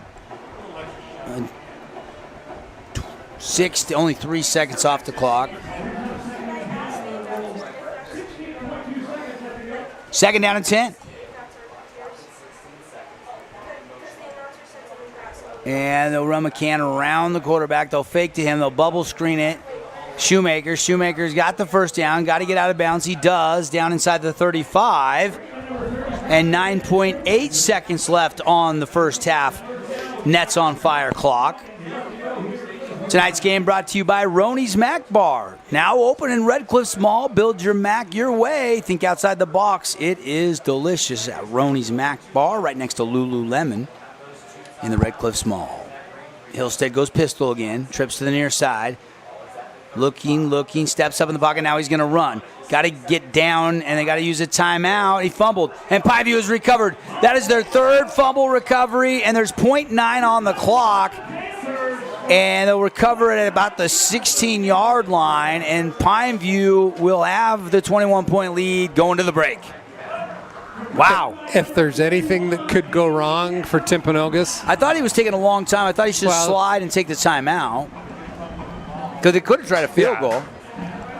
Yeah, he lost track of the time, but again, carrying the ball the way you shouldn't be carrying the ball early. But they've made so many mistakes. Turnovers, penalties. They've really shot themselves in the foot. If I'm Coach Anderson going in, I'm just like, hey, 21 points. It's not that big a deal if we take care of the ball and clean up the penalties. They'll kneel on it. Shaw will take the knee, and that'll do it for the first half. Fun first half. Offense explosive in the first quarter. Defense took over. We saw some flags, some penalties, some mistakes in the second quarter, and nobody scored in that second frame. 28-7 is our halftime score. We'll take an extended timeout when we come back. Great Harvest Bread Company brings you the halftime report here from Pineview High School. Again, Panthers lead the Timberwolves 28-7 on the Fan and KSL Sports. Freddy's is the locals' choice for a full-service car wash. It's fast. Have your car washed in just 20 minutes or less. Fabulous Freddy's always keeps it clean inside and out with 2 Southern Utah locations as well as in Vegas, Lehigh, and Sandy. Huge news! Sport Court has a brand new showroom and design center, and it's next level. See why so many are choosing Sport Court here in Southern Utah for top quality basketball, pickleball, and multi-purpose courts. Learn more at sportcourtofsouthernutah.com. At Grass Creek Construction, they put their heart and integrity into every build. Their team is committed to delivering top-quality commercial projects that stand out. Integrity is their competitive edge. Building with passion, building with purpose, proud sponsor of local sports. At Findlay Subaru, we win for our customers. From the first handshake to you driving off the lot, our team runs the perfect game plan every time. Score your next Subaru at Findlay Subaru, 1453 Sunland Drive, on the saving side of the freeway. Hey, have you tried the St. George Stretch Lab? It'll help boost your athletic performance, help you feel less restricted in your movements, knock out those nagging aches and pains, and melt away your stress. Right now at the St. George Stretch Lab, get an intro stretch for just $39. That's $30 off. Mention keyword radio. At Findlay Subaru, we win for our customers. From the first handshake to you driving off the lot, our team runs the perfect game plan every time. Score your next Subaru at Findlay Subaru, 1453 Sunland Drive, on the saving side of the freeway. Create your own relaxing, comfortable space. Boulevard Home offers the guaranteed best prices on furniture, appliances, mattresses, and more. And buy with no interest financing. Shop Boulevard Home, because home is who we are. At Findlay Subaru, we win for our customers. From the first handshake to you driving off the lot, our team runs the perfect game plan every time. Score your next Subaru at Findlay Subaru, 1453 Sunland Drive, on the saving side of the freeway. Oh, hello, Italian nightclub from Jimmy John's. Ciao, freshly baked bread piled with Italian-style meats. Hey, hand-sliced veggies. Am I obsessed with this sandwich? Yeah. So what if I am? Jimmy John's. Order online or on the app. At Great Harvest, we believe in crafting more than just bread. We provide crisp, garden-fresh salads and savory sandwiches. Everything from garden-fresh ingredients to our signature handcrafted bread. Our friendly staff will guide you to find a meal that will leave you craving seconds. At Great Harvest, we truly provide something for everyone. And don't forget our baked goods. Satisfy your sweet tooth and finish your meal with a brownie or cinnamon roll. Come visit us at Great Harvest. 3, 2, 1, 0. Welcome to House of Jump, where gravity meets excitement. Jump, dunk, and dodge your way into a world of laughter and adrenaline. Whether you're a high-flying pro or just looking to defy gravity, House of Jump is where the thrill begins. Elevate your fun, slam dunk like a champion, and dodge obstacles with style. House of Jump is where every moment is a soaring adventure. So what are you waiting for? Head on over to our house, the House of Jump, or purchase Jump Time online at houseofjump.com. From bold statements to subtle compliments, Wilkinson's House of Lighting will help you more fully enjoy all the different spaces in your home. Find us online at shopwilkinsons.com or come in and see what's new. 88 East, 1160 South, just off Main. Red Rock Real Estate has over 350 professional realtors in the St. George area that specialize in the local market. Whether you're buying your dream home, looking for an investment property, or want to sell your home for the highest amount, the Red Rock Real Estate team is here to assist you. Get started now. Visit redrockrealestate.com.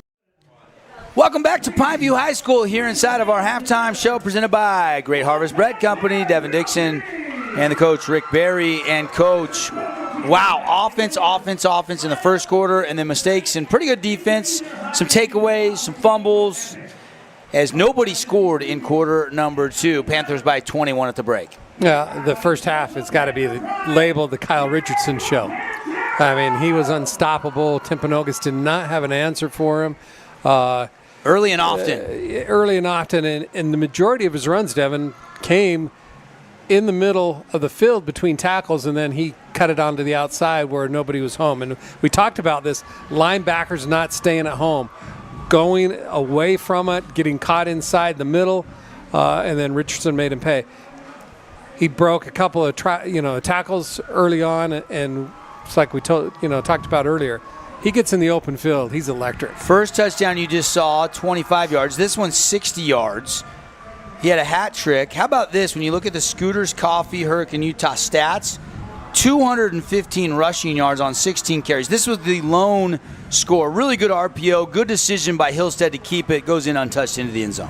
Well, Timpanogos, I feel, should at least have 14, maybe even 21 points. Yeah. If they don't make the drops. Beautiful. If they keep it clean. All the penalties really hurt them from an offensive standpoint. That was a big touchdown pass shot at Buchanan there. And then one more. This one for the third touchdown of the half 40-yarder here. And Richardson starts up the middle, like you said, and then, boom, busts it outside. Coach wants to see that one more time, Dusty. Did you see something on that last one? Well, this is what we referred to earlier. Watch what the linebacker does. Outside linebacker's responsibility is what? Staying at home, making sure that there's no cutback. That's one of the biggest things you teach your kids is, from a defensive standpoint, the reason I'm staying home, I'm taking that cutback, because from an offensive standpoint, you're teaching your running back, go to daylight, cut back. Yeah. Go to daylight, cut back. And they're just doing the opposite on the other side, where Timpanogos' outside backers are getting pinned inside, and Richardson's getting in the hole, cutting it outside, and nobody's home, and then he's off to the races. Again, 16 carries, 215 yards, and 3 touchdowns for Kyle Richardson. Incredible yards per carry, Coach. I mean, a lot of people won't have a 200-yard game in a season, let alone a half. He's having a career and a half. Yeah. That really is. 216 on 16 carries. That is like almost a 13 and a half, 14 yards per toe. That's my quick Royal City math coming out. There you go. How about this, Shaw? That's how Seattle, Washington education. That's right. I love it. That's right. Shaw was pretty good in that first half. They didn't ask him to do too much because the run game was working so well, but 8 out of 13, 64 yards and a touchdown. Yeah, he didn't have to do very much. Established the run early, made life very easy on him. And again, the only thing I can say is there's times where he needs to pull it, take that first down, get out of bounds. He can avoid taking a hit, but he needs to look at that, and I'd like to see him run it just a little bit more. Other Scooter Coffee stats: Buchanan, 1 catch, 30 yards in that touchdown reception. Jax Carlson, the freshman, 2 catches for 24 yards. Max Yoakum, 4 catches for 24 yards, and Lefevre had 1 catch for 6 yards. Leading receiver for Timpanogos is Munga. He had 4 catches for 64 yards. Actually had 7 catches for 64 yards, but they're all pretty short catches for Munga. Hillstead goes 7 of 14 for just 14 of 26, for 161 yards there for Hillstead. So above 50% completion ratio. He did have some drops, or Hillstead's numbers probably would have looked a little bit better than 14 out of 26. He had 3 or 4 drops, Devin, but he also had receivers open and he missed them. Yeah. So a combination of drops and being off a little bit, which is not like him. So it's going to be interesting to see if they can settle him down at the halftime and just say, listen, we got guys open. We know where we can get some first downs. We get some yardage. You got to settle down and just get it in the pocket. 12 first downs in the first half. 19 rushes for the Panthers for 226. Richardson doing most of that. 84 passing yards for Shaw.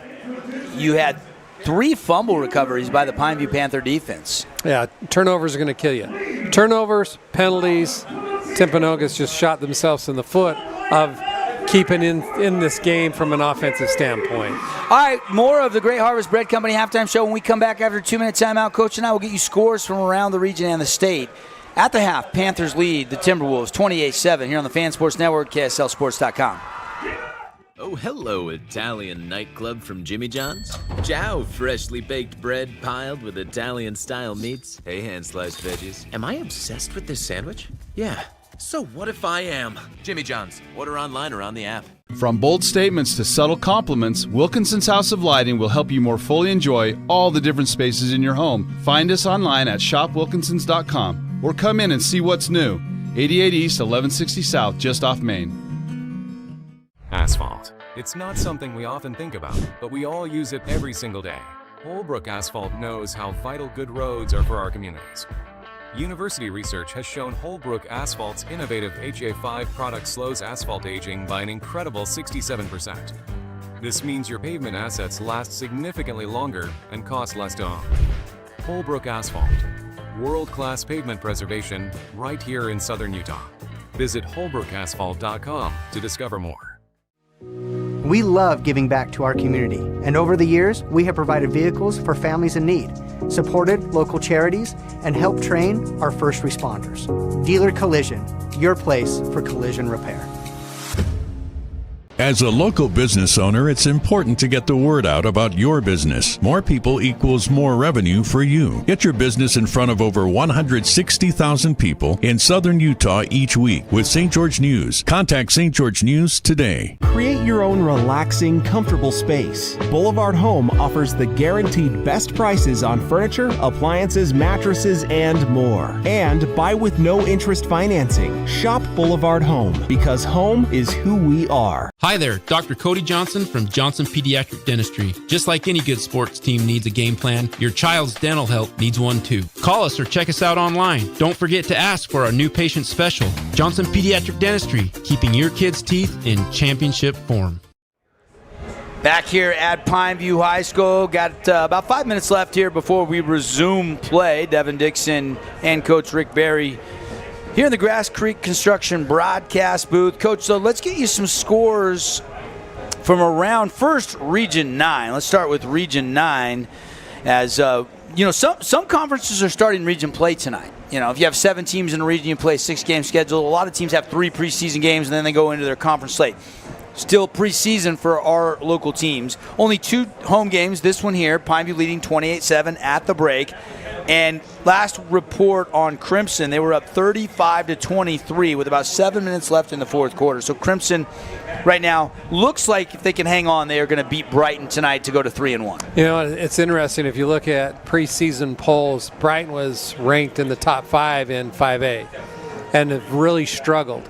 And it's interesting because I watched them play the first game, and they got size, they've got returning starters, but they just have not figured it out this year. A young sophomore running back, Brighton's big, but they just have really struggled this year. And, Crimson, again, reloads every year, and they're off to the races.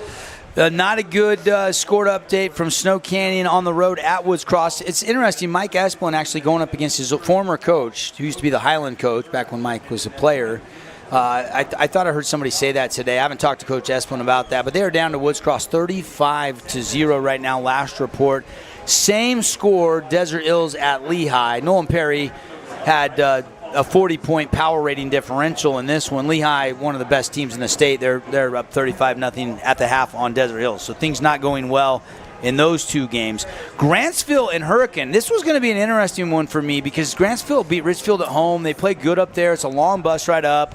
How does Coach Cowan and the Tigers travel? They're 3-0, undefeated. Well, right now at the half, it is a war, 6-6 between the Cowboys and the Tigers. Slugfest. Yeah. This is a good game for Hurricane because, Moapa Valley and some of the other teams they played, you expected them to. They came out slow on some of the other games. So you didn't know if, they just kind of thought to themselves, we got a lot of kids returning, we can show up and just kind of breeze through a little bit of this. They're in a dogfight. And you know what? I really like, from a coaching standpoint, to get in a dogfight in preseason because your kids have to learn how to win. Good news, though, with our score and some of the other scores. The Holbrook Asphalt Big Score dessert is on, so you can head over to Yogurtland tonight until they close. They're open late till 11 o'clock. And when you buy 6, 7, 8 ounces of frozen yogurt, the second one is free. So you want to load it up. I'm buying, Coach gets his free. That's just how that works. Buy one, get one free. And I'm still waiting. Holbrook Asphalt is paying for it. Appreciate some of our other great sponsors tonight. Bucks Ace Hardware. Think Bucks. All your lawn, home, and garden needs. 3 Southern Utah locations. They'll bring you the Region 9 wrap-up show a little bit later on tonight. And Mountain Mike's Pizza. I want to congratulate our second Mountain Mover Award. It goes to Hurricane Tiger Jr. Tanner Matua. Coach Matua used to be the Snow. It's his son. Yeah. Coach Jerry Cowan, when he submitted these come from the coaches or administrators. When I got the nomination for Tanner Matua, this jumped off the page of me. He said, if I was hanging on a cliff and I was hanging to a rope, I would want Tanner Matua holding the other end of it. And I was like, that is exactly the kind of player that we're trying to talk about. Some of these unsung heroes. He plays the line. He doesn't get a lot of attention, but that's high praise from Jerry Cowan and the Hurricane Tiger football coach. Mountain Mike's will give him 2 Mountain Mike's mountain-sized pizzas for being the Mountain Mike's Mountain Mover Award recipient. Last week was Jersey Smith from Snow Canyon Volleyball. we'll keep getting the coaches and administrators to nominate in these awards. It's a fun one we're having a lot of fun with. We have so many awards, and we like to highlight some great student athletes for the play of the week and the highlight of the month and all these things we do with Jimmy John's or in the game with our player of the game awards. But this one comes straight from the coaches. I really enjoy something like this. I think it's a great award to hand out. It is a great award, and you know what great high praise can you get? Somebody saying, hey, my life depended on it. I want you on the other end of it. Well, I saw that and I went, that's exactly the kind of description that, and I've got dozens of nominations, and we'll keep continuing to get some. It's tough for me and the rest of the Fan Sports Network staff. I need to bring you in on this. I'm going to have to forward them all to you. I'm going to nominate myself. Come on. I want one of those pizzas. Come on. Other scores. Dixie is leading Layton Christian at halftime on the road 14-13. So right now, Hurricane is tied. Pineview is winning. Crimson is winning.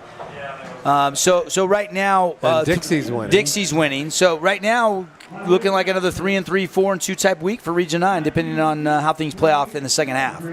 Well, it's kind of like what we talked about earlier too, Devin. I give a lot of credit to the schools that are playing up. I mean, you play a Lehigh game and a Harriman game, and some of those games like that, you're going up there knowing you're going to be outmanned. They just have the numbers, they have the size. You go into those just really saying, let's not get any injuries. We got to come out of this healthy and be ready for region play. By the way, in the Dixie game, they did a trick play. Castle Barize threw a halfback pass to Chaz Holbrook on one of the scores. So they went to the bag of tricks over there. Another great running back in Region 9. Yeah. Castle is a great running back. He's only a junior. He's got a lot of football ahead of him as well. Yeah, no question about it. He's kind of burst on the scene and been one of the newcomers in Region 9. So those are your halftime scores, brought to you by Flynn Companies. Flynn Companies, proud sponsor of Region 9 Scoreboard. They've got you covered. Visit flynncompanies.com to learn more what they can do for you. We'll take a final 60-second timeout. Back with the second half kickoff. Pineview leading Timpanogos 28-7 on the Fan. Fire is the place to hoop in Southern Utah. Elevate your game with group or individual training with elite coaching. Hustle to netsonfire.org to learn more and see why so many rising stars hoop at Nets. Nets on Fire, building champions on and off the court. Hey, it's Luke with Udine Associates at American Family Insurance. At Udine Associates, we love insurance so you don't have to. With a quick call, we can get you an instant quote with the right coverages. My team of licensed agents are ready to help you with better insurance from American Family. Give us a call at 435-251-9102. Scooter's Coffee and Hurricane is the best way to start your day or get you through your day. From breakfast sandwiches to cinnamon rolls to amazing smoothies and, of course, coffee. Anytime is a good time to sip and smile Scooter's Coffee. Open 7 days a week. You could wander around a warehouse store forever and never find the one thing that could make all the difference. A helpful face? Now that's something to consider. Everything your local Bucks A stands for is written on our faces. Welcoming, neighborly, knowledgeable. When you're in need of a helpful face, visit one of our 3 Southern Utah locations.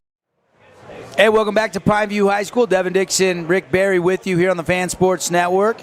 28-7 on the Wilkinson scoreboard as we fire up the second half. Let's talk about some second half adjustments, Coach. Brought to you by Coral Canyon Golf Course. First for Timpanogos, what was that locker room conversation like? Well, I'm sure Coach Anderson was not happy when he got in there.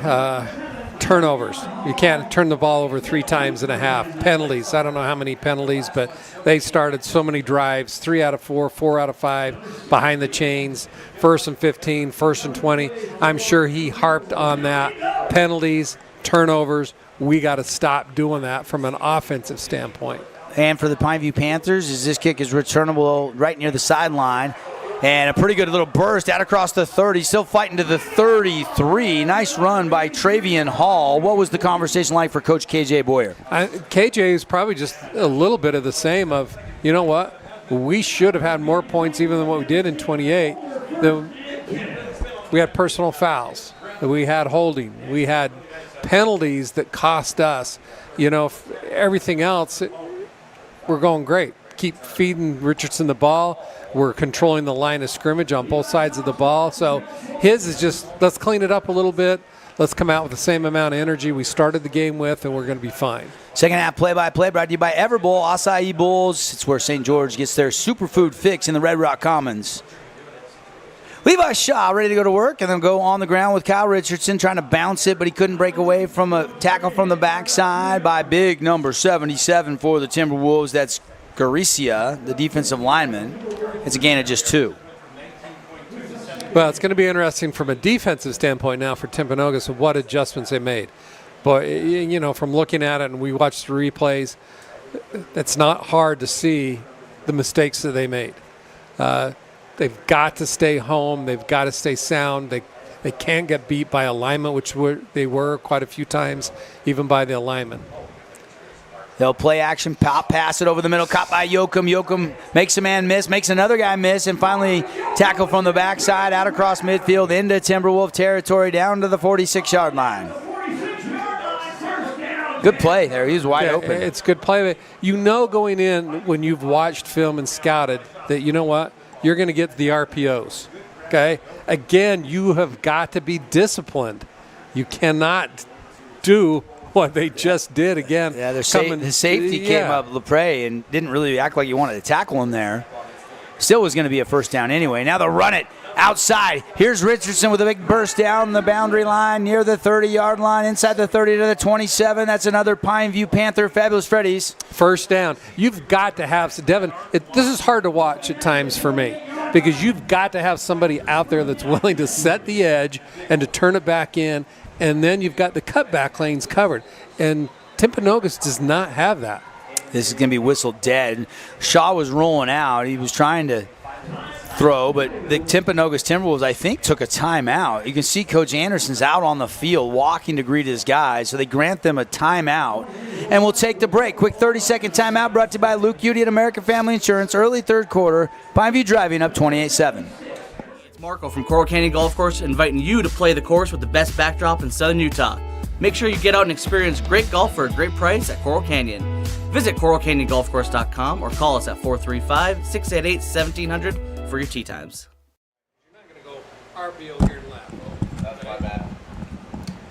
Back live here at Pineview High School, and both teams kind of finishing up the conversation. Coach, what are you seeing against this RPO? Pineview is definitely selling some things, and Timpanogos is getting a little bit mixed up defensively. Timpanogos is totally messed up. Devin, you got to teach your kids from an RPO standpoint. If the quarterback's a right-handed and he's going to RPO to the right side, the safety's got to take the receiver. That's his job. He's got a key on that. Let everybody else in front of you take care of the run. Safety on this last one comes flying up on the RPO. Nobody's home in the back end. So, again, fundamentals and being disciplined. And we're not seeing it right now from Timpanogos defense. See if they can bend but not break here. Knocking on the Red Rock Real Estate red zone. They'll run that counter action, run to Richardson. Richardson inside the 25, greeted and slammed down. And they'll blow the play dead. Ball came out late, but well after the whistle had blown, it appears. And it's a gain of 5. And they'll mark it down inside the 24. Pretty good fourth quarter shaking out in Brazil right now, Coach. Chiefs' Travis Kelce just scored. The newly engaged Travis Kelce, and they're going to go for 2 to try to tie this game at 20. We'll keep you posted. Here, Yoakum is going to go direct snap, Wildcat. Yoakum puts his shoulder down inside the 15, and that'll be plenty of the yardage needed for a Fabulous Freddy's first down, a gain of 11, almost 12. And Kansas City could not get the 2-point conversion, so Chargers lead the Chiefs on a Friday night in the opener in the NFL. Of course, we had the opener last night. And again, with over 12 minutes, this is another thing I don't like, Devin, is chasing points that early. Yeah. Too early in the game. 9:45 to go third quarter. Another direct Wildcat snap. Yoakum grinding his way down inside the 10-yard line. That's going to be another gain of 4. And Yoakum, this is something that we've seen a little bit. They have used him in the Wildcat, so this is not something that's brand new. Yoakum has 17 carries for 118 yards and 3 rushing touchdowns coming into this game tonight. Well, and I'm sure coming into region play with Richardson just getting back, they don't want to overuse him. They've got to give him some rest, and I think that's why you're seeing a little bit of the Wildcat. 9-10 and ticking here in the third quarter. Panthers in the Red Rock Real Estate red zone. Shaw Richardson to his right, going to hand off to Richardson, going to go left on a jump cut, and just couldn't outrace the linebacker trailing on the play, and it's shy of a first down. It's about a 4-yard gain. It's going to bring up 3rd and 1. Wow, Pineview's bringing the big package. They're bringing a couple D-line in here. It looks like Melosi Moore is coming in, and Russell Jacobson, second tight end into the game. You know what's coming. Yep. So Yoakum stays in that wildcat with Melosi Moore's to his right. They're going to run it right behind that right guard, right tackle, easily going to lunge forward for a gain of 3, and it'll be 1st and goal, Panthers. Little smash mouth football from the offense here. Yeah, I think you see the game plan from Pineview the second half. Coming back, establish the line of scrimmage. Let's run the ball. Let's get back to where it got us this 28 points in the first quarter. And they'll run it again, and this time plunging into the end zone. Touchdown. Yoakum's 4th rushing touchdown of the season. They gave him the ball about 4 or 5 plays in a row there, and it ends up with a Panther touchdown. Yeah, they stayed big package, put him in the Wildcat, brought in some of the big D-line, and he just followed their blocks and just plowed through into the end zone. Here's the Best Friends, Kanab, Utah. Best Friends Animal Sanctuary. Check them out. Bring home your new best friend. Go up there, get a $5 lunch, take a tour, see all the animals up for adoption. The snap is good, the hold is down, and the kick is pure. And just like that, 35-7 Panthers on the Wilkinson's House of Lighting scoreboard. When we come back here with 8 minutes and a second left in the third quarter on the Fan. Sports journey starts with the City of St. George Recreation. From their first steps on the quarter field to becoming a star player, our youth sports programs are here to develop talents and teamwork skills. So get out and play. Check out all the sports and get signed up at sgcityrec.org. At Grass Creek Construction, they put their heart and integrity into every build. Their team is committed to delivering top-quality commercial projects that stand out. Integrity is their competitive edge. Building with passion, building with purpose, proud sponsor of local sports. Today's game is brought to you by Boulevard Home, Finley Subaru, House of Junk, Bucks Ace Hardware, and City of St. George Recreation. Welcome everybody that's listening on the Fan Sports Network as Crimson game has ended. And Crimson is victorious tonight to go to 3-1. And we welcome you in here to Pineview High School, where the Panthers just punched it in to take a commanding 35-7 lead over Timpanogos. Devin Dixon and Rick Berry with you here from Pineview, and almost have to score every drive and somehow find a way to slow down this Panther offense if Timpanogos is going to have any chance to get back in this game, Coach. Yeah, they can't have any more mistakes, Devin. They can't turn the ball over again. They can't have penalties. They've got to score. They got to score pretty quick and then hope they can find an answer of get a stop or two. But right now, they have no answer for Pineview's offense. So if they're going to get back in this game, they're going to have to score and score quick. And Hillstead's going to hand this off, run off right tackle, and Holloway is going to pick up a pretty nice gain out to the 25, or just shy of the 25, gain of nearly almost 5. Give him 4 on the tote. Second down and 6. Timpanogos. Oh, got a man open, Longhurst, and he caught it. He caught it. He almost had his 3rd or 4th drop of the game, but he recollected it. And that'll be a first down. I was ready to say, oh, there we go again, because a perfect strike, bobbled it, caught it back on the second bobble right there as he goes in. The cornerback was jamming and releasing. Safety hadn't gotten over there, and they found that nice hole, and then he did secure it. Now they'll run it again, moving into Panther territory. Another big gain, and that's a 10-yard tote and a first down. And I don't know why they have not run that play to Tavita every single time. Yeah, he did have 64 on 7 catches in the first half. He was one of their most productive offensive weapons. He'll be the front receiver in a picket fence trips to the left. They look that way, maybe trying to set up a bubble. Now Hillstead's going to run right up the middle, and the quarterback's going to take it for a gain of 8, maybe 9. He went tumbling. I think the Panther, Himmelwright, was trying to avoid maybe a late hit, and there was kind of like somersaults there between the quarterback and the safety. Well, he pulls a bit. I still don't like how he's carrying that ball. He's, from a defensive standpoint, you're telling, hey, he takes off, we're going to strip that ball. Full moon tonight in St. George, Utah. Well, Washington, Utah here, Pineview. 6:35 and ticking left in the third quarter. Panthers up 28. Good news, the Holbrook Asphalt Big Score Dessert is already in effect tonight, so fans listening on radio, I know Crimson went over the point total as well, so everybody head to Yogurtland, buy one, get one free. Holbrook, when you buy one, is paying for the second one at the St. George Yogurtland. We need the Panther fans and the Crimson fans to take advantage. Everybody else is out on the road tonight. Yeah, go and enjoy that. I'm still waiting for that delivery. I love the plain tart with like some I do too. Strawberries and some cheesecake cubes. Yeah, it's perfect. I'm a plain tart as well. Yeah. Second down and 5 or 6 here, and another quarterback draw. Hillstead makes a man miss, gets into the second level, down to the 15. Nice job running right up the gut here by the quarterback on a couple of totes. Well, and he looks much more comfortable the second half, Devin. He's got some enthusiasm. He's taking control of the offense. That first half, I don't know where he was at because that was not him. I agree. Update on one of the big games in the state tonight. We'll get you after this play. But first, pistol, looking left, throwing left, and it's caught, and Longhurst into the end zone, touchdown. That is a 15-yard touchdown, Hillstead to Longhurst, and Timpanogos is cut into the Panther lead. It's now 35-13, PAT pending. Well, and that's the Hillstead that we thought we were going to see early on.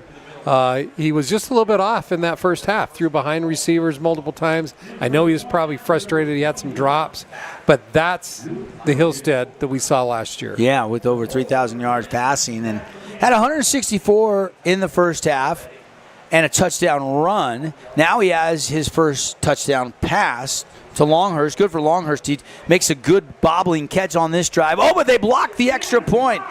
Picked up. Now they can run this back for 2. No, they can't. I'm sorry. In high school rules, it's a dead ball. I forgot. Got a little excited because I think the Panther DB thought he could go get it for a run back. Well, it was such a casual block, too. Had one guy come through the middle, blocks it, and everybody just stopped. So another big mistake by Timpanogos. Yeah, no question. Keep it right here as Timpview will kick it off. Maybe a little bit of hope there. 35-13 our score. They could have used that extra point, though, but a long way to go still. They have to figure a way how to get some 3 and outs. So I think it's got to be key for them to say, you know what, we can get back in this, but we got to get 3 and outs. We can't let 3 and 4 and 5 minute drives continue to go like they have throughout the first quarter and the start of the second half. I was just checking because we said we welcomed in our radio audience. I wanted to update everybody on the Crimson score. 35-29 the final. So Brighton did give them a battle there and scored late, but Mustangs get their 3rd win of the season, going for back-to-back state championships, trying to go for the three-peat later this year. And that's a nice win against a 5A team, again, that I talked about, was really talked highly about prior to the season beginning. Yeah. 35-29. Coach Wayne and those guys get it done. That goes into the end zone for the touchback. I was trying to check the Corner Canyon score. That's kind of a big one tonight, isn't it, Coach? That Liberty, Arizona. I don't know how much people know about Liberty, Arizona, but they produce a lot of upper echelon talent. And if I remember right, did they not win their classification last year as well? Yes. Big powerhouse from Arizona. It's kind of a border war game against Corner Canyon. They're nationally ranked. Yeah. Is Lone Peak playing Bishop Gorman tonight, too? They are. They're down in Vegas. I'll have to check on that score as well. A couple of nice border war battles, as I like to call them. Last I saw, Corner Canyon was up 28-7, and it looks like Corner Canyon has scored again. So Corner Canyon is having their way with Liberty. Panthers, Levi Shaw going back to work. Tonight's game brought to you by our friends at the Stretch Lab. Get an introductory 50-minute stretch for just $39. That's the best deal they've ever offered for a limited time. You mentioned code word radio, and they're going to give you an introductory stretch. You're going to love it. Just $39 at the Stretch Lab, St. George. And a run up the middle and wrapped up and dropped immediately here after a penalty backed them up. So it's going to be second down and about 16 after a loss of 1. And you know what? I'd love to see number 8, Jesse King, on that play, not get washed, staying where he needed to be, taking care of his assignment, and eliminating another big play. Obviously, Pineview's not in a hurry. They're letting the clock go. They're going to take their time. They're going to run that clock down and probably keep pounding and run some time off this clock. Bishop Gorman leading Lone Peak 21-0. And a run and weaving his way out to the 19. They get about 5 yards back here, but it's going to be 3rd down and 12. I'm trying to think of the player, the two brothers from Desert Hills that went down to Bishop Gorman. One of them still playing. Yeah, so Ocean's still down there. Talfa, yeah. Yeah. Stu signed Boise State. Boise State. Yeah, and Ocean's still down there. Yep. Bishop Gorman. 2 great kids. Beating the number 2 team in the entire state right now, 21-0. So Gorman looking good. That's like a college campus. You ever been down to that stadium? It's a junior college level team, too. But Corner Canyon's up 28-7 on Liberty, Arizona. So Utah got a chance to maybe split those 2 games. Shaw looking to throw, 3rd down, and had a man running a crossing route, but they cannot connect, and the punt unit will be on for the Panthers. A rare punt tonight. Huge 3-and-out. You know, this is exactly what we said earlier. For Timpanogos to even have a chance to get back into this, they've got to do 3-and-outs to get that and keep that clock. You know, it stops with an incompletion, 3:50 left in the 3rd quarter. It's not impossible. You get a couple of stops and quick scores, you can get right back in this. So, Panthers will have to kick it away. Return man there, I think that's McCann, standing at his own 48. And he's going to stay right about the 48 and return this kick. Makes him first quick man miss with a juke move, and then takes it for about a 6 or 7 yard return near the 45-yard line. And now Andrew Hillstead, and this Timpanogos offense will have a short porch to work with. And I think this is probably the first time they've had this kind of field position in this game. You know, they've been starting way back before, and this will be interesting to see. If you could get it to a 2-possession game going to the 4th quarter, you'd feel like Timpanogos fans would at least have a fighting chance. With their offense in the past, absolutely you do. But you got to get some stops. Yep. They do get a rare 3-and-out. I think that's their first 3-and-out of the night. And now Hillstead will take over. Straight handoff and a spin move, but wrapped up immediately. Pretty good tackle there by number 8 of the Pineview Panthers. That's Cash Cooper, the senior defensive back coming up. Daxton Allen is the running back in a pistol formation, 2 yards behind Hillstead, the quarterback. Movement everywhere, and flags fly. This play is blown dead. Somebody forgot to tell the center what the count was. Everybody else moved, and the center still had the ball. Good news for Desert Hills. They are not going to get shut out at Lehigh tonight. They're down 42-7, 10 minutes left in the game. Isaac Andresen has a touchdown run. Good little running back. Another good running back. Like I said, there's multiple really good running backs in our region. This is our Boulevard home coverage of high school football. Got a little double dip for you. Had that Crimson game start early tonight, 6 o'clock. That one's finished up. Crimson has won it. And now Coach and I are here at Pineview. 3:18 to go, 3rd quarter. Shout out to our producer, Dusty Allen. Nate Nelson back in the Findlay studios. Cannon Dickinson on the camera tonight. They're lightning in the distance, Coach. That's not good. We don't want to see that. Yeah, we've seen that before. Dusty, don't point that out. We don't want any delays tonight. Coach has got a bedtime at 10:30. Hillstead dancing around, rolling to the right, looking to throw. Nobody there. He's going to tuck and run. He gets the edge. He's going to get back to the original line of scrimmage at about the 46-yard line, and he's knocked out of bounds there. Nice job by keeping his eyes up, seeing that the guys are covered, living to see another down, pulling it, and picking up what yardage you can. Clock will stop as he was driven out of bounds. 3rd down for the Timberwolves. And straight give up the middle, putting his head down pad level, got 2, and that was it. On 3rd and 8, they run Yeah, interesting. 4-down territory, interesting obviously. Call there. Yeah, he knew it was 4-down territory, but still, I would have liked to seen a little slip screen, a little bubble screen instead of a dive off of that. Especially with the clock, you've got to score. You've got to pick up the pace. So 4th down for Timpanogos. They got to get it down to the 36 for a first down. Throw at the 40. He needs 4 yak yards. He makes one man miss. Tackled by the second wave, diving to the 37. I don't think he got it. I think he's just shy. He's a yard short. And that's the risk you take when you throw it short of the sticks like that. You're dependent on the yak yards. Well, I would have liked him seen maybe just right after this, put your shoulder and try it. He kept going lateral, couldn't get away from that. A good Cooper tackle. And Christensen there converging on the stop.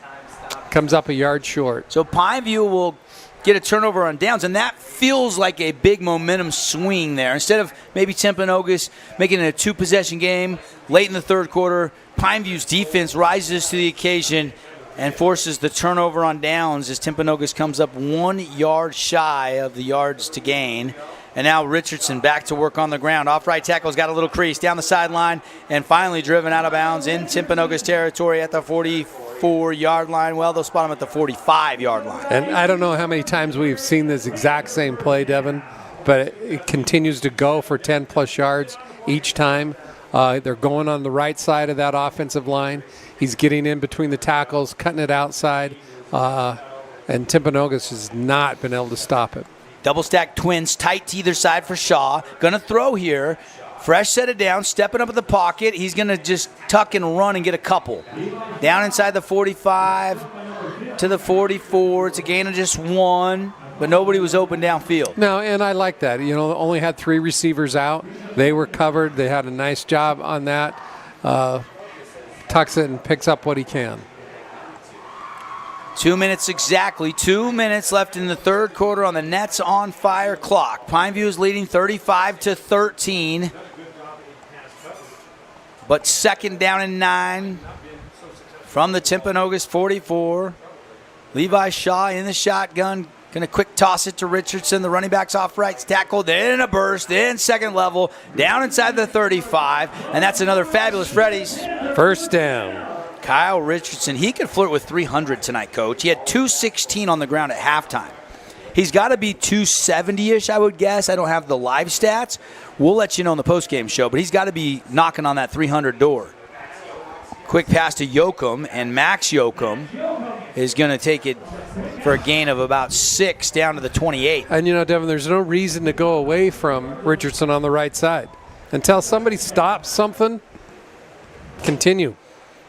Chiefs are on upset alert. Mahomes has the ball, but he is down by 9 right now with about under 5 minutes to go in the fourth quarter. As Shaw will push the sticks forward there.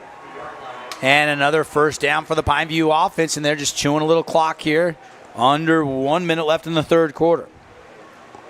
Tonight's game brought to you by the City of St. George Rec Center. Junior Jazz signups now available. Get online and get your kids signed up before it fills up. Junior Jazz signups now available. Get out and play through the St. George City Rec Center. And another run. There's Richardson right side. Coach, you wanted it. And Todd Shaw says, you got it. And he's going to take it all the way near the end zone. Knocked out of bounds near the 2. Just there all day, hasn't it been? It's all day.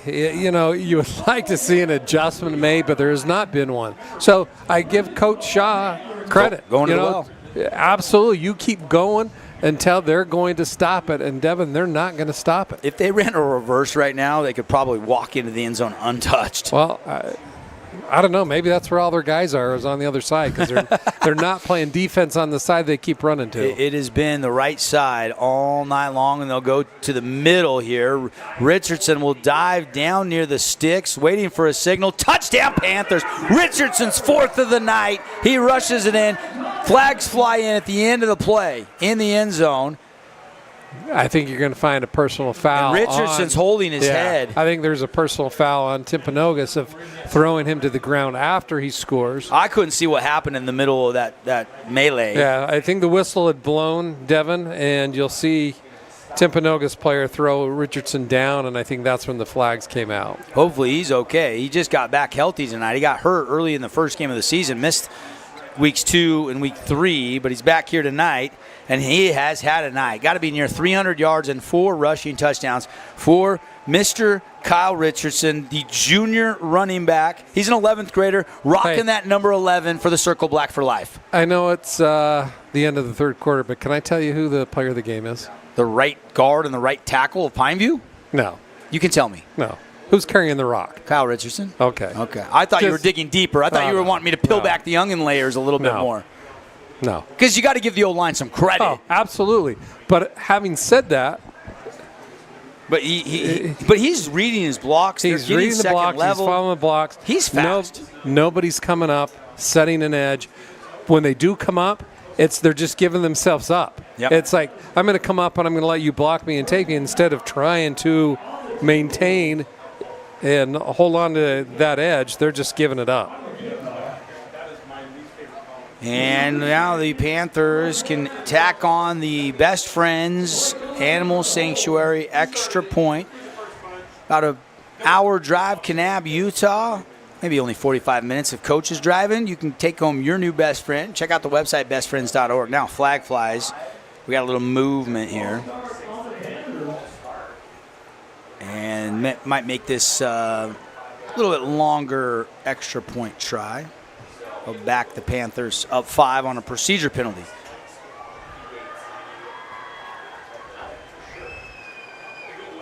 So this will be now about a 25-yard PAT. With the Panthers up 41-13, just 29 seconds left in the third quarter on the Nets on Fire clock. Building champions on and off the court. Got a fall tournament coming up. They got individual training. That one nearly blocked. He got it away. Did he slip it through the left side? No, he pulled it left. So our score on the Wilkinson's scoreboard. Panthers 41-13 over Timpanogos when we come back on the Fan Sports Network, KSLSports.com. Sport Court has a brand new showroom and design center, and it's next level. See why so many are choosing Sport Court here in Southern Utah for top quality basketball, pickleball, and multi-purpose courts. Learn more at sportcourtofsouthernutah.com. Asphalt, we don't often think about it, but we use it every single day. Holbrook Asphalt's innovative HA5 product slows asphalt aging by 67%, making roads last longer and cost less to own. Visit holbrookasphalt.com to discover more.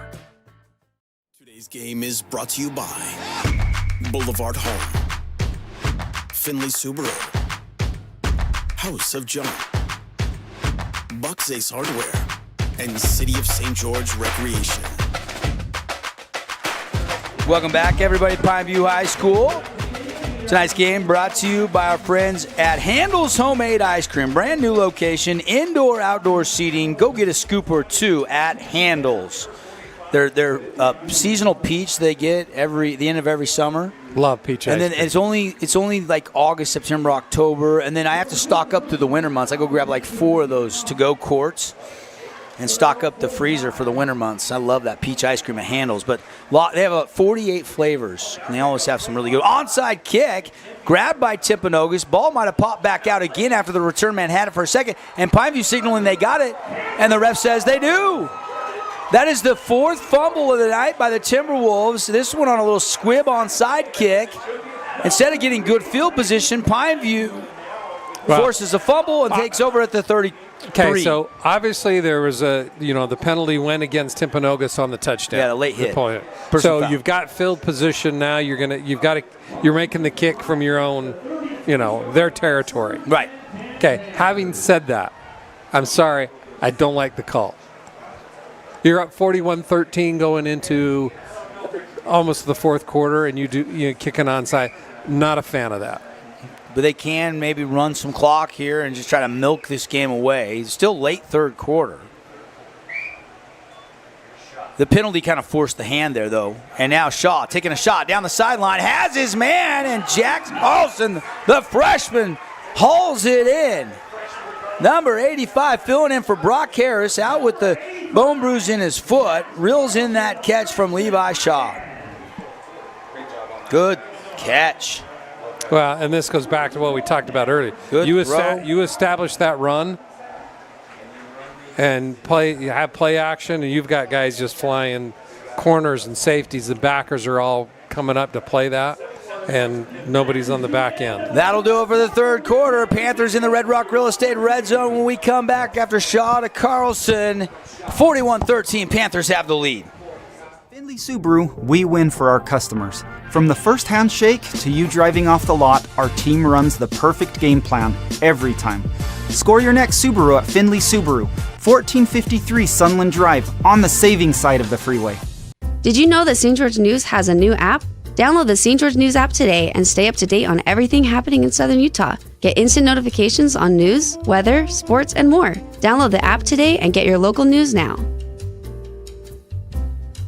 Today's game is brought to you by Boulevard Home, Findlay Subaru, House of Jump, Bucks Ace Hardware, and City of St. George Recreation.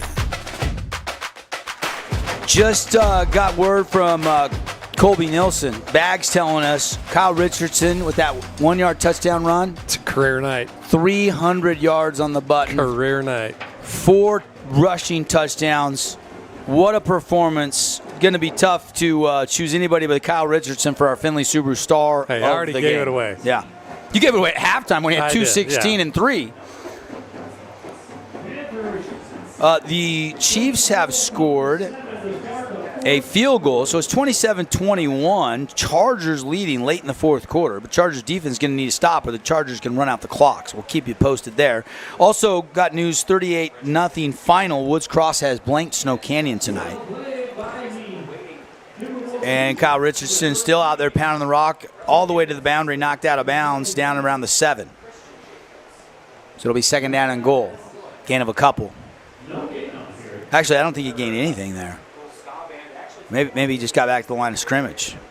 There's only been a couple. Does Timpanogos have a TFL tonight? Maybe one. Not many. Yeah, not many. They've been running downhill all night long, as evident by our stats. Brought to you by Scooter's Coffee. Amazing drinks, served amazingly fast. And Scooter's Coffee in Hurricane, Utah. Next week, doubleheader, Hurricane Crimson, Dixie, and Pineview. Region 9 play getting underway. Richardson again. And weaves his way down to the 5. Tackle from the backside. Gain of 4. And it'll be third and goal. We'll see if he can get number 5 on the night. You pay him off with 5 and then give him the rest of the night off? Yeah, I think you need to. At this point, the game's out of reach. You don't want to see. You just got him back. You don't want to get him hurt. You know, and Williams been a little banged up too, though. They've just been really thin at the running back position. Yeah. No Brock Harris though tonight. No Colt Falanico. We talked with Coach Shaw before the game. The offensive coordinator for Pineview he said, probably my deepest position receiver, and we've seen that. Buchanan has a touchdown. Jax Carlson, the freshman's had a nice night. And they'll give it again to Richardson, and not much there. In fact, no gain on the play. And it'll be fourth and goal. And looks like maybe Coach Boyer thinking about the field goal unit here. Shaw's coming off the field. Or is this the jumbo package with Yoakum? No, this looks like the field goal unit. Lakanga, the kicker, is on the field. So this is going to be about a 23-yard field goal. Yeah, a little PAT chip shot. Desert Hills has scored a couple late touchdowns. 2 minutes left to go. They're trailing Lehigh 42-14, but Andresen scored and Gavin Young just scores a touchdown run. So there's the 23-yard field goal, and it's up and it's good. And we'll take a quick break. Message from our partners. Back for the finish here. All Panthers. They tack on 3 more. 44-13. 10 minutes and some change left in the fourth quarter. This week's edition of TGIF on stgeorgenews.com. TGIF is your weekend adventure guide to all the fun and exciting things going on in Southern Utah this weekend. Find this week's edition at stgeorgenews.com and click the shows on the menu tab. Have a blast this weekend.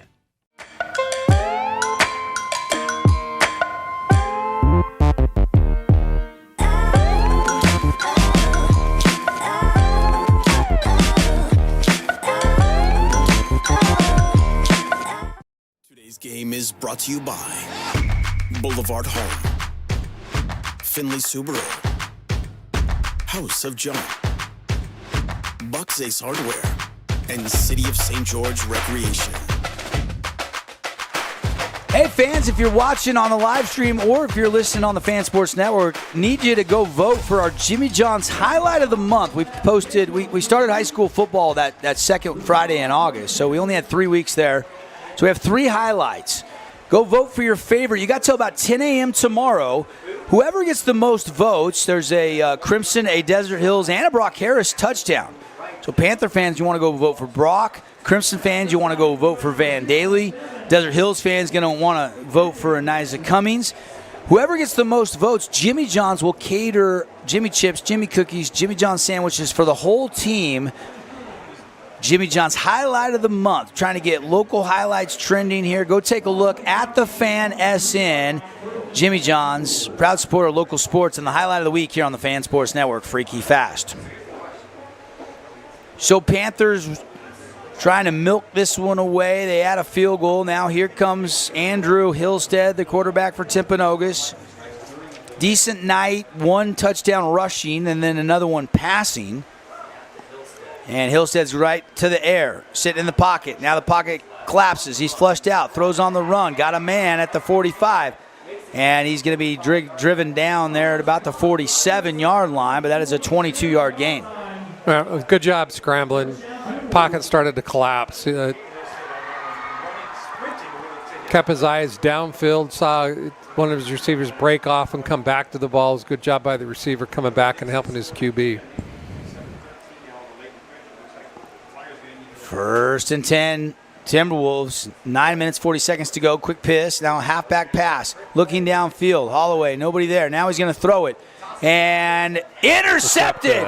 5th takeaway of the night for the Panthers defense. It was tipped, and it goes right to Paul Caver.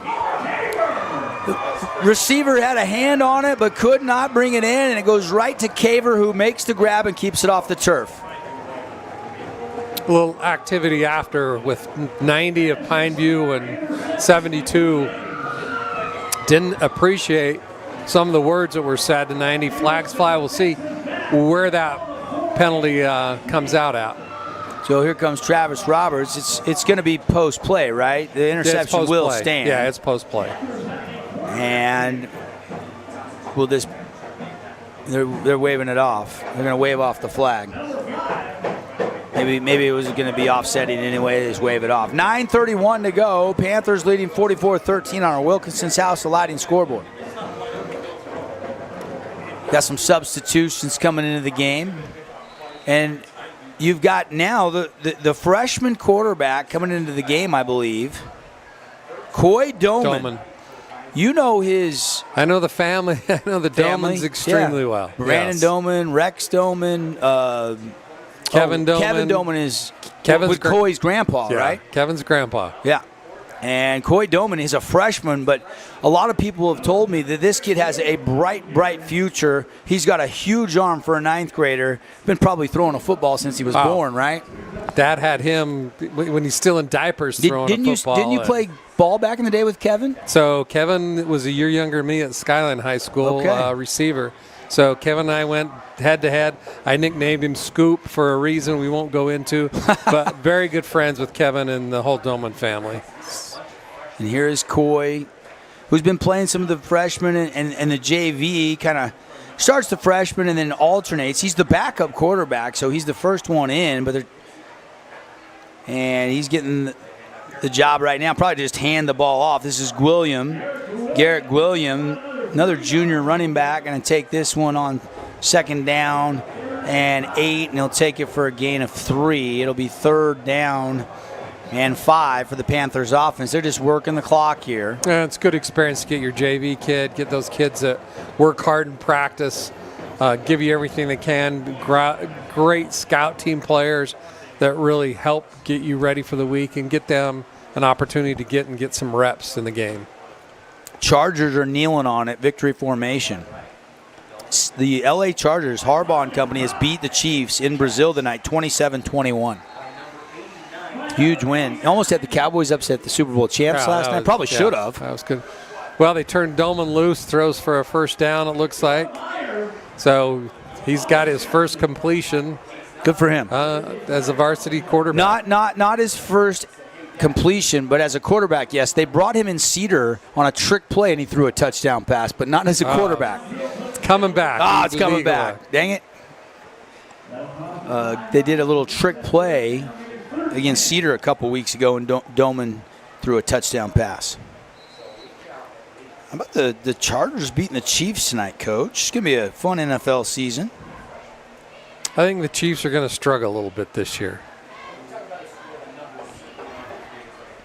3rd and 10 now after the penalty, and Doman will have to try to do it all over again here. Going to throw. Taking a shot. And has his man and just led him too far. And it's incomplete, trying to find Russell Jacobs, the other tight end. You know, behind Brock Harris, you got Jacobs and you got Carlson, and you got some pretty good weapons. And he was open.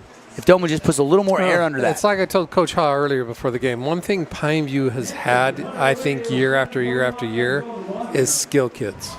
They've had good receivers. They've had those skill kids, and it seems like they just keep reloading on the skill kids. Yeah, they I know in the James Lark era they had some really good ones, and then in the Cody Wilstead era they had some good ones. You know, Stephen Jack Bangert are coming to mind. Miller, and they had Prentice Miller was a great explosive running back, and the punt drives McCann back. He picks it up, spins at the 15, and he's going to be taken down at the 21. 7:27 to go in the fourth quarter clock. 44-13. Panthers in control here as the defense trots out, and Andrew Hillstead and company, they got to score quick and they got to score a bunch, or it looks like Pineview going to get a win. I want to check the scoreboard tonight. We know Crimson has won, Coach. Crimson hangs on to win 35-29. They're now 3-1, the defending back-to-back state champs. They wrap up their preseason before region play starts next week with a victory over a 5A school in Brighton. Do we have an updated Mountain Crest and Ridgeline? 42-14, Lehigh has beaten Desert Hills. That game has gone final. Grantsville is up on Hurricane with about 8 minutes to go in the fourth quarter, 13-6. We know Woods Cross beat Snow Canyon. Dixie is pulling away from Layton Christian. They're up 27-13. Ridgeline, you're asking about Ridgeline? Ridgeline is up 27-3 on Mountain Crest. It's always a tough matchup up there. Those two teams, no love lost there. Mountain Crest always plays Ridgeline really tough. Hillstead going to be taken down, and he is going to be sacked. And maybe he got back to the line of scrimmage, but no gain on the play. It'll be 2nd down and 10. And this Panther defense is rounding into form, Coach. They've been playing downhill tonight. I thought they've tackled pretty well. They haven't given up too many explosive plays. Both the touchdowns for Timpanogos, one was on an RPO and one was on a pass. There was about a 10-yarder. Haven't given up anything really behind the defense all night long. That bodes well for Dre Smith, the new defensive coordinator here at Pineview High School.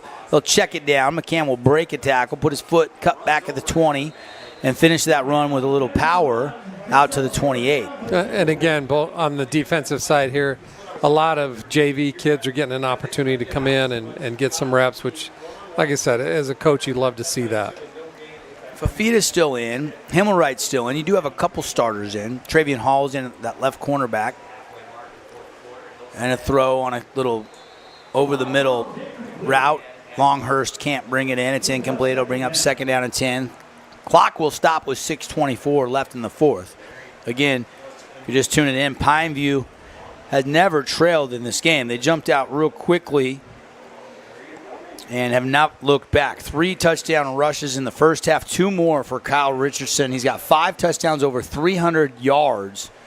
Career high in both of those categories for the junior running back, who was injured the last 2 weeks. Boy, is he back. Oh, he's back in a big way. Like I said, career night for him, and so many big plays by him.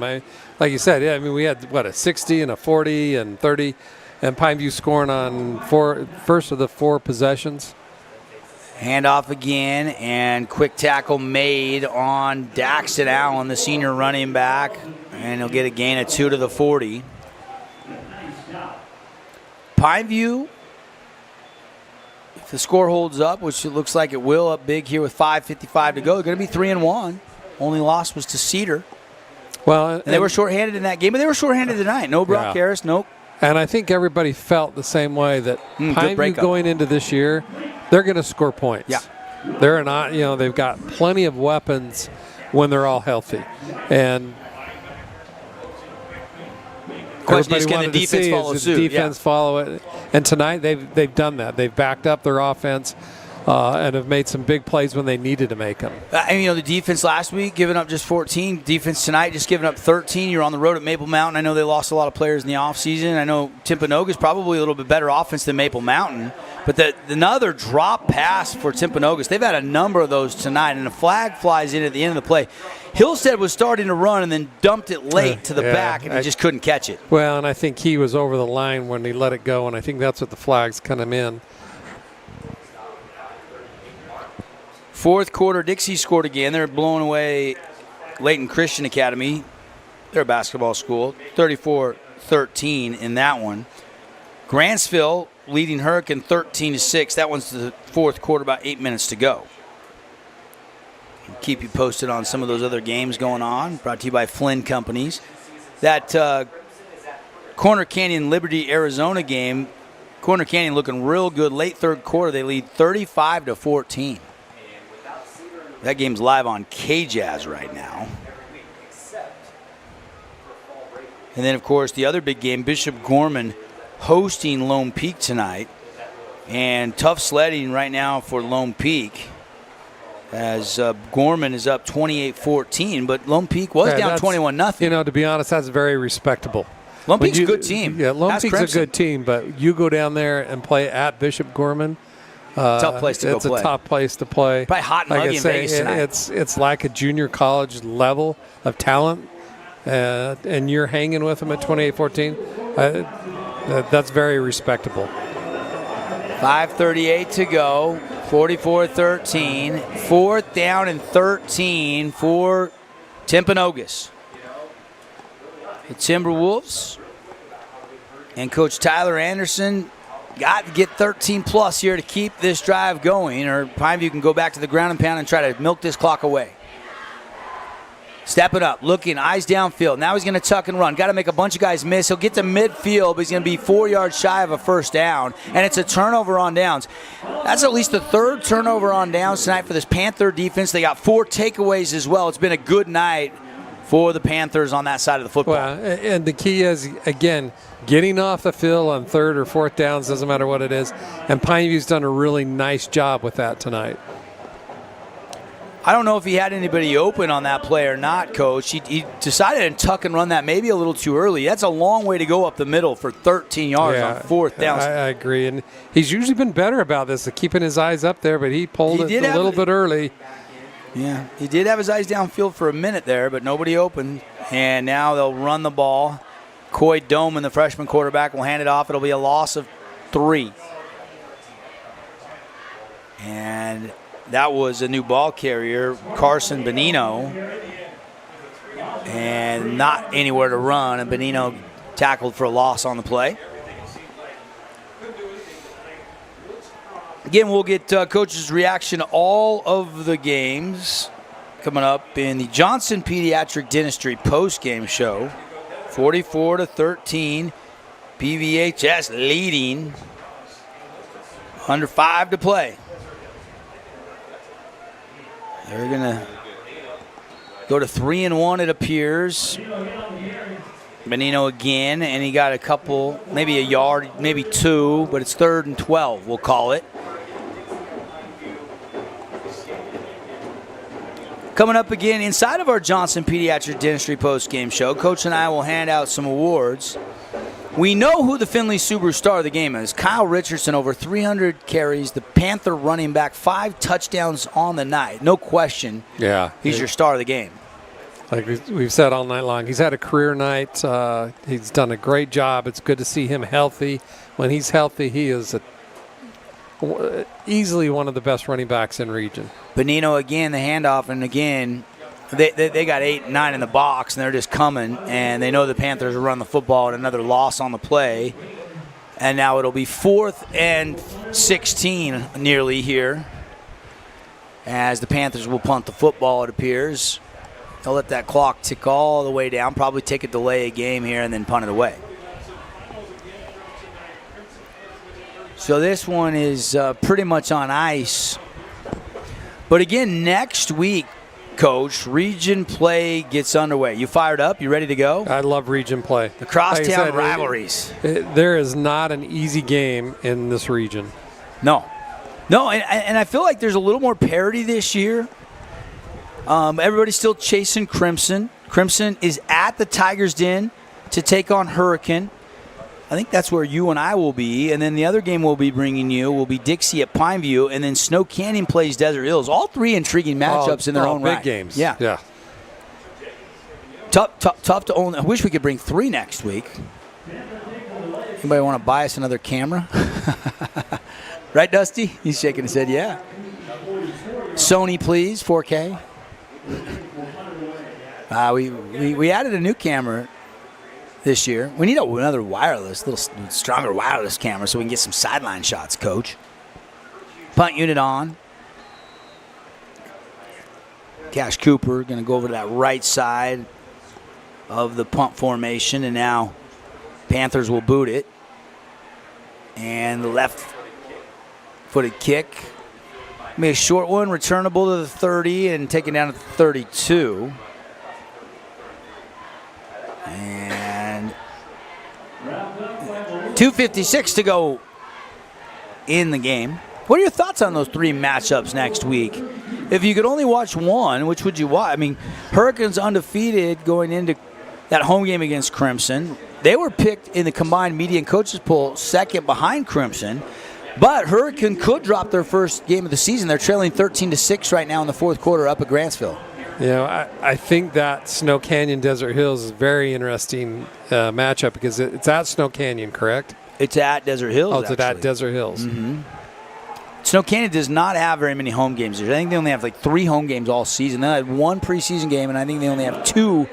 So they got a tough schedule. Really tough schedule. Not a favorable schedule whatsoever for Mike Esplin and Snow Canyon this season. I think that's going to be a good matchup. Let me check that to be accurate on Snow Canyon, but I know they've only played 1 home game so far. Yes, it's at Desert Hills. Then they get Pineview at home, caught out to the 49, and then tackled at the 49 of Pineview. Snow Canyon gets Crimson at home, and then on the road so home games against Crimson and Pineview, and then they had a home game against Shadow Ridge, Nevada. They have 3 home games the entire season. That's tough. That is tough. They got to go 2 Desert Hills, 2 Dixie, and 2 Hurricane on the road in region play.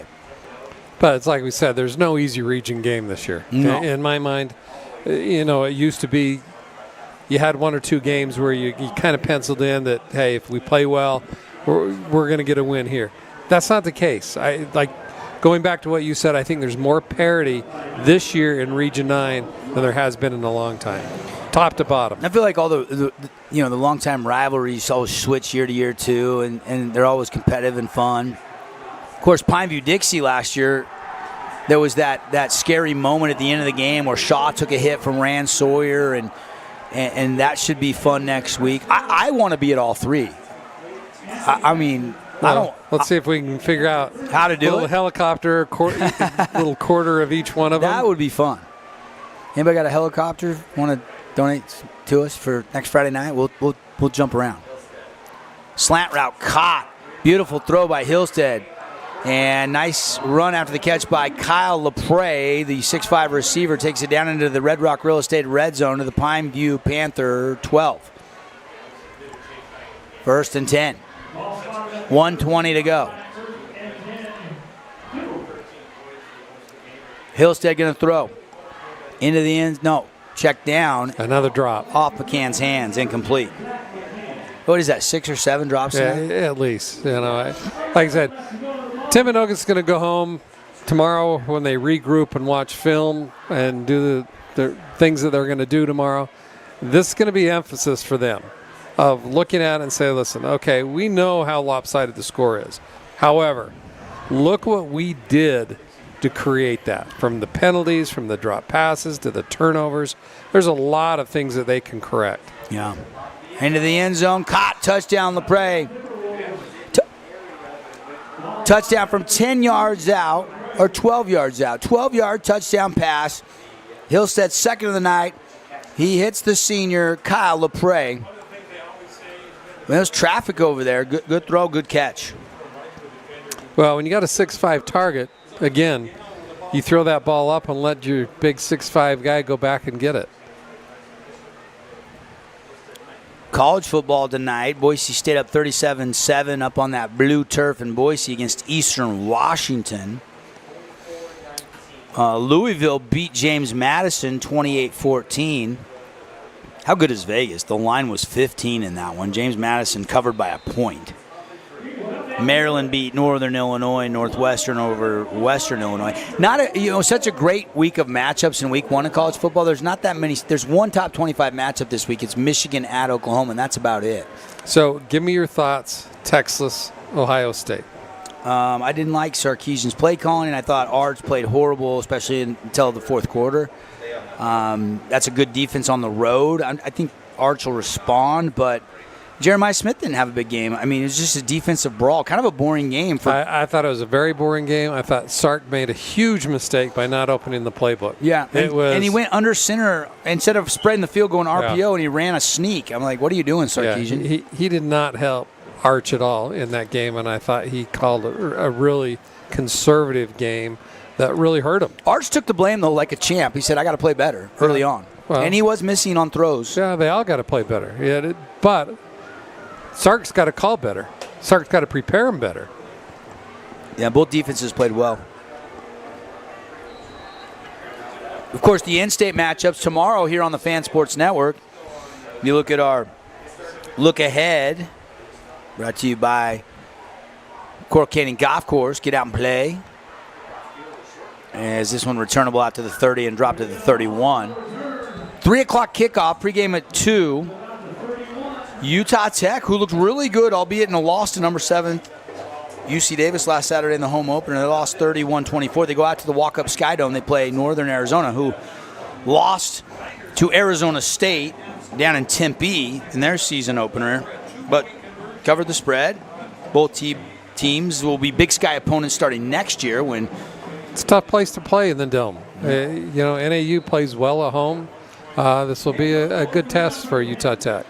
2 years ago, Tech won in a shootout at the Sky Dome, and then last year they lost at home. And how fun is it to see two quarterbacks from Region Dixie 9. High School? Yeah.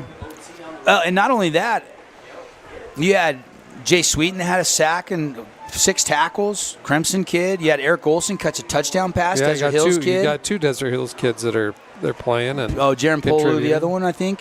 Jaron. No, he's not playing done. anymore. He's not playing anymore. Kona Crowell, thank you.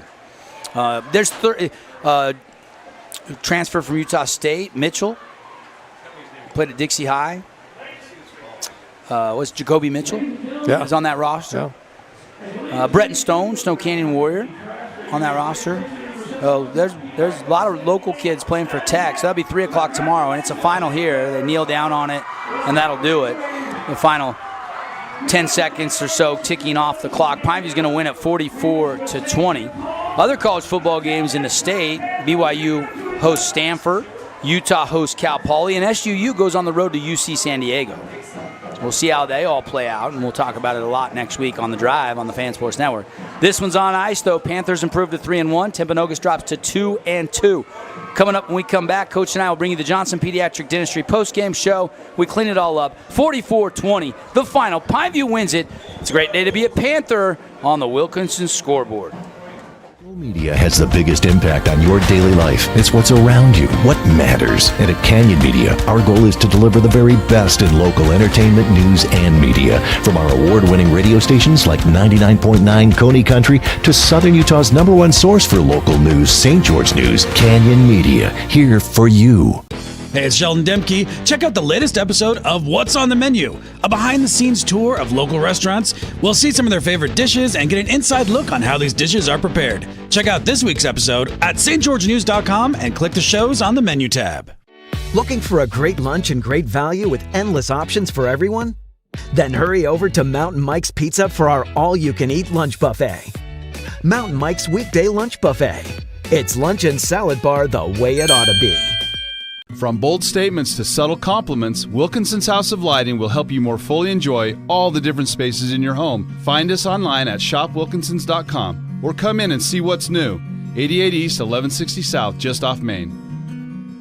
Create your own relaxing, comfortable space. Boulevard Home offers the guaranteed best prices on furniture, appliances, mattresses, and more. And buy with no interest financing. Shop Boulevard Home, because home is who we are. Your child's sports journey starts with the City of St. George Recreation. From their first steps on the court or field to becoming a star player, our youth sports programs are here to develop talents and teamwork skills. So get out and play. Check out all the sports and get signed up at sgcityrec.org. Aloha sports fans, it's Boo and Nick from Honolulu Grill. Come get a taste of the islands. Try our famous Kalua pork or tender teriyaki chicken, and you'll love our mac salad and sweet sauce on your rice. Don't forget to try our original Kava 8 at Honolulu Grill. It's game time. Aloha sports fans, it's Boo and Nick from Honolulu Grill. Come get a taste of the islands. Today's game is brought to you by Boulevard Home, Finley Subaru, House of John, Bucks Ace Hardware, and City of St. George Recreation. Welcome back here. It's the final 44-20. Welcome in Johnson Pediatric Dentistry post-game show. Devin Dixon and the coach Rick Barry. Panthers getting a little circle up, and Coach Boyer talking it up with the guys. And here we are in the post-game festivities. Welcome into the Grass Creek Construction broadcast booth. Devin, Rick, Coach, put a bow on this one. What a night. Panthers doing some work on the ground tonight. What a night for Kyle Richardson. Yeah, he had a career night tonight. But they set the tone early. They controlled the trenches early. They scored the first, 3 possessions, had some big runs, but they basically owned it from start to finish on that line of scrimmage. Timpanogos didn't have an answer for Richardson. I mean, he had his way. When you score, you rush for over 300 yards. What a career night for him, and he's such a talented individual, and it's good to see him healthy, back and at it, because when he's healthy, man, he is dynamic. How about 31 carries for 303? There's no question he's your Finley Subaru star of the game. Absolutely. Coach, you don't even take that many steps to go to the kitchen and then the bathroom and then the living room. Well, maybe to the kitchen I do, but who knows? Now, he's a tough runner. He's not a big kid, but he's got such a burst. He's got a good vision. He gets in between the tackles. He cuts it outside where he sees that cutback lane. And once he gets into the open space, there's nobody that's going to catch him. Yeah. So yeah. If he can stay healthy, that adds such a big dimension for Pineview, because so many teams are going to come in and they're going to say, okay, we've got to take Brock out. We've got to take, and when I say take Brock out, meaning out of the equation of we're going to game plan for him. We're going to jam him at the line of scrimmage. We're going to eliminate that. Somebody else has got to beat us. Well, guess what? Somebody else can beat you, and that's Richardson. Yeah. So, and how about the offensive line tonight? Give those guys a lunch pail award. Yeah. Go get them some Kabuto's sushi and ramen. Oh my gosh, they were incredible. That right side, they pounded that right side. Yeah. I bet 25 of his 31 carries were probably to the right side. Easily. They found something. Coach Shaw, a good offensive coordinator is going to find something, and they're going to keep going to it until they stop. They can stop him, and Timpanogos couldn't stop him. Yeah. So he just kept going to that, and what a career night for him. No question, your star of the game, brought to you by Finley Subaru. Go see the all-star lineup on the savings side of the freeway. 1453 Sunland Drive at Finley Subaru. How about a big night? I can't remember the last time I called a high school game where somebody had over 300 yards and all those touchdowns. That's an incredible performance. Really, the rushing stats all because of Richardson. He was the workhorse tonight. 11-17 for Shaw, 135 yards and a touchdown, but they didn't need him to throw the ball too much. No Brock Harris, no Colt Falanico, but they still were productive enough on play action to keep the defense honest. Shaw did exactly what he needed to do, and that was just when the opportunity came, a little RPOs. They didn't need to force it, don't turn the ball over, and he played within the system. And when you establish the run, that opens that RPO tremendously. How many times did we see Timpanogos linebackers and DBs both bite on that and nobody was on the back end, and that gave Shaw an opportunity to make those plays. So he did exactly what he needed to do. We'll roll some highlights for you here in just a minute as we're putting a bow on this inside our Johnson Pediatric Dentistry post-game show.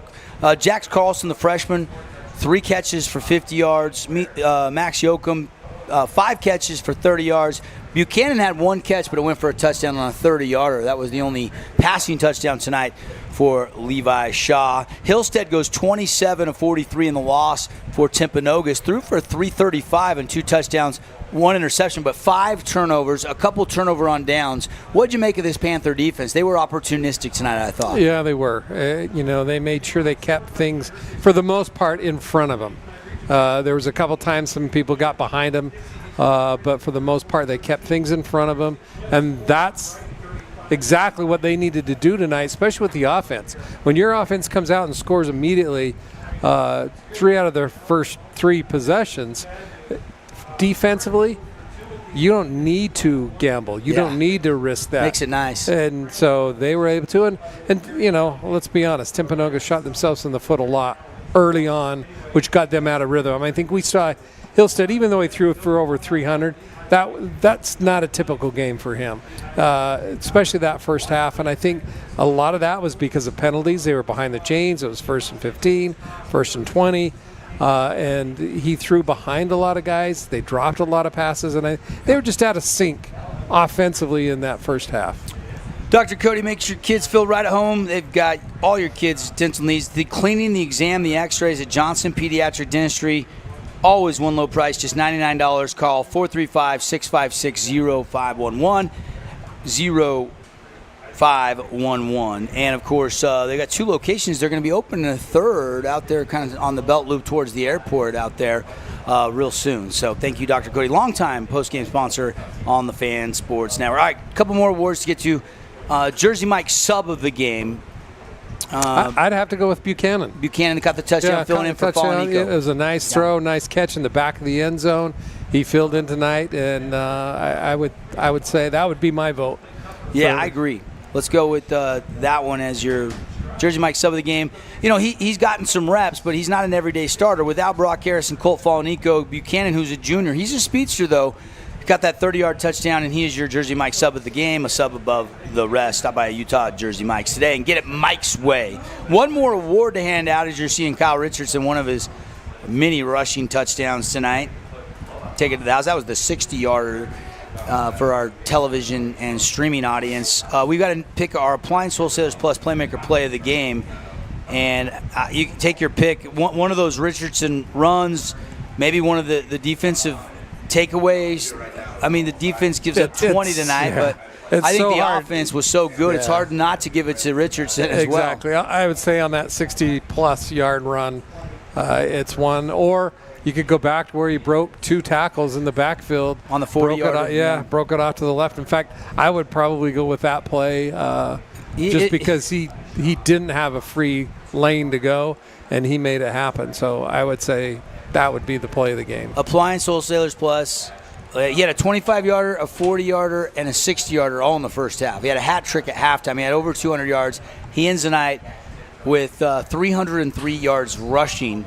And what a night it was for the junior running back, Kyle Richardson, who had been limited and hurt the last couple weeks. Only had 3 carries coming into tonight. He goes bananas as the Panthers roll 44-20. Putting a bow on things here for our Johnson Pediatric Dentistry post-game show. We'll come back, though, after a quick timeout, and we'll fire up the Region 9 wrap-up show. We'll get you all the final scores from tonight. We'll update the standings going into conference play next week. Region play next week, baby. Oh, baby. We'll do that right after a timeout. 44-20. When we come back for the Region 9 wrap-up show, this has been the Johnson Pediatric Dentistry post-game report. Pineview wins it 44-20. Steak is so freshly grilled, you could still hear it sizzling. I can hear it too. Me too. Actually, it's the cheesesteak grill. Grilled right in front of you. It's a Jersey Mike's thing. Best Friends Animal Sanctuary in Kanab is open daily for free family fun. Take a tour, volunteer, hike a trail, or bring home a new best friend. Visit Best Friends today for magical memories that'll last forever. This cheesesteak is so freshly grilled, you could still hear it sizzling. I can hear it too. Me too. Actually, it's the Oh, cheesesteak? grill. Grilled right in front of you. It's a Jersey Mike's thing. Hey, it's Luke with Udine Associates at American Family Insurance. At Udine Associates, we love insurance so you don't have to. With a quick call, we can get you an instant quote with the right coverages. My team of licensed agents are ready to help you with better insurance from American Family. Give us a call at 435-251-9102. Where Pineview has won it tonight by a final score of 44-20. Welcome into the Region 9 wrap-up show built by Bucks Ace Hardware, Devin Dixon, and the coach Rick Barry. Rolling some highlights from this one. Dusty, do we have any highlights from the Crimson win tonight? No highlights to pop in there. Crimson wins a tight one over a 5A school in Brighton tonight, 35-29. So they are 3-1. Pineview with their win tonight, they are 3-1. They only lost 2 weeks ago to Cedar City. Des News is showing that Hurricane has lost 13-12. That's the score I'm seeing. So they are not undefeated anymore. They are now 3-1. And there are no unbeaten teams in Region 9 because Snow Canyon has lost. They got beaten pretty soundly tonight, 38-0 by Woods Cross. Which was a surprise to me. You know, offensively, Snow Canyon's been putting some points on the board, playing pretty well. I'm surprised at the score. You know, I've always said it's tough to go up and play when you go on the road. But I thought that game would be very, very competitive, so I'm a little bit surprised on that score. So Pineview a winner tonight, Crimson a winner tonight, Hurricane Snow Canyon falling tonight, Desert Hills also falling tonight. The final in that one, 42-14. They were 40-point underdogs. They lose by a score of 42-14. Did get a couple touchdowns against a really good Lehigh team, though. Yeah, and it's tough. I mean, you look at they played. Their preseason was a gauntlet. They played Harriman, got beat 50-7. And Harriman, I'm telling you what, big 6A school with a bunch of D1 kids that have been offered. Then you go play Lehigh. You know, that's a tough preseason schedule. Now, if they're healthy, that's got them ready for region. You know, they're not going to play any teams that are going to be bigger or deeper than the teams that they've played. So, you know, it's a catch-22. Yeah. You don't want to play a soft schedule where you go into region play feeling really good about yourself, but you haven't played anybody. So it's kind of a little bit of a catch-22 there. The region goes 3-3 tonight because Dixie has one on the road tonight. They get back to 2 wins and 2 losses going into region play. They'll play Pineview in their region opener next week. They beat LCA 34-21, the final score I'm seeing. And you know what, Devin? I love all the matchups, like we said a little bit earlier, of next week. I mean, you look at every one of those matchups and say, which game do you want to watch? You know, I want to watch all 3 of them. I do too. Don't make me pick one. We'll have 2 of the 3 on the broadcast schedule. You update the region standings after tonight. Crimson and Hurricane and Pineview, as well as Snow Canyon, are all 3-1 in region play, or non-region play. So 4 teams 3-1. Dixie 2-2. And Desert Hills is 1-3 going into the region openers. But you know what's interesting about that? Now you take, from an RPI standpoint, okay, which you know I'm not a fan Not a of, fan. but you take that and say, okay, we'll use Desert Hills for example. They went and played Lehigh and lost. Yep. But guess what? Lehigh's going to give them a lot of points. Right. Because they're not going to lose very many games. They went and played Harriman. As good as Harriman looks, I don't know how they did tonight. I think they had Riverton.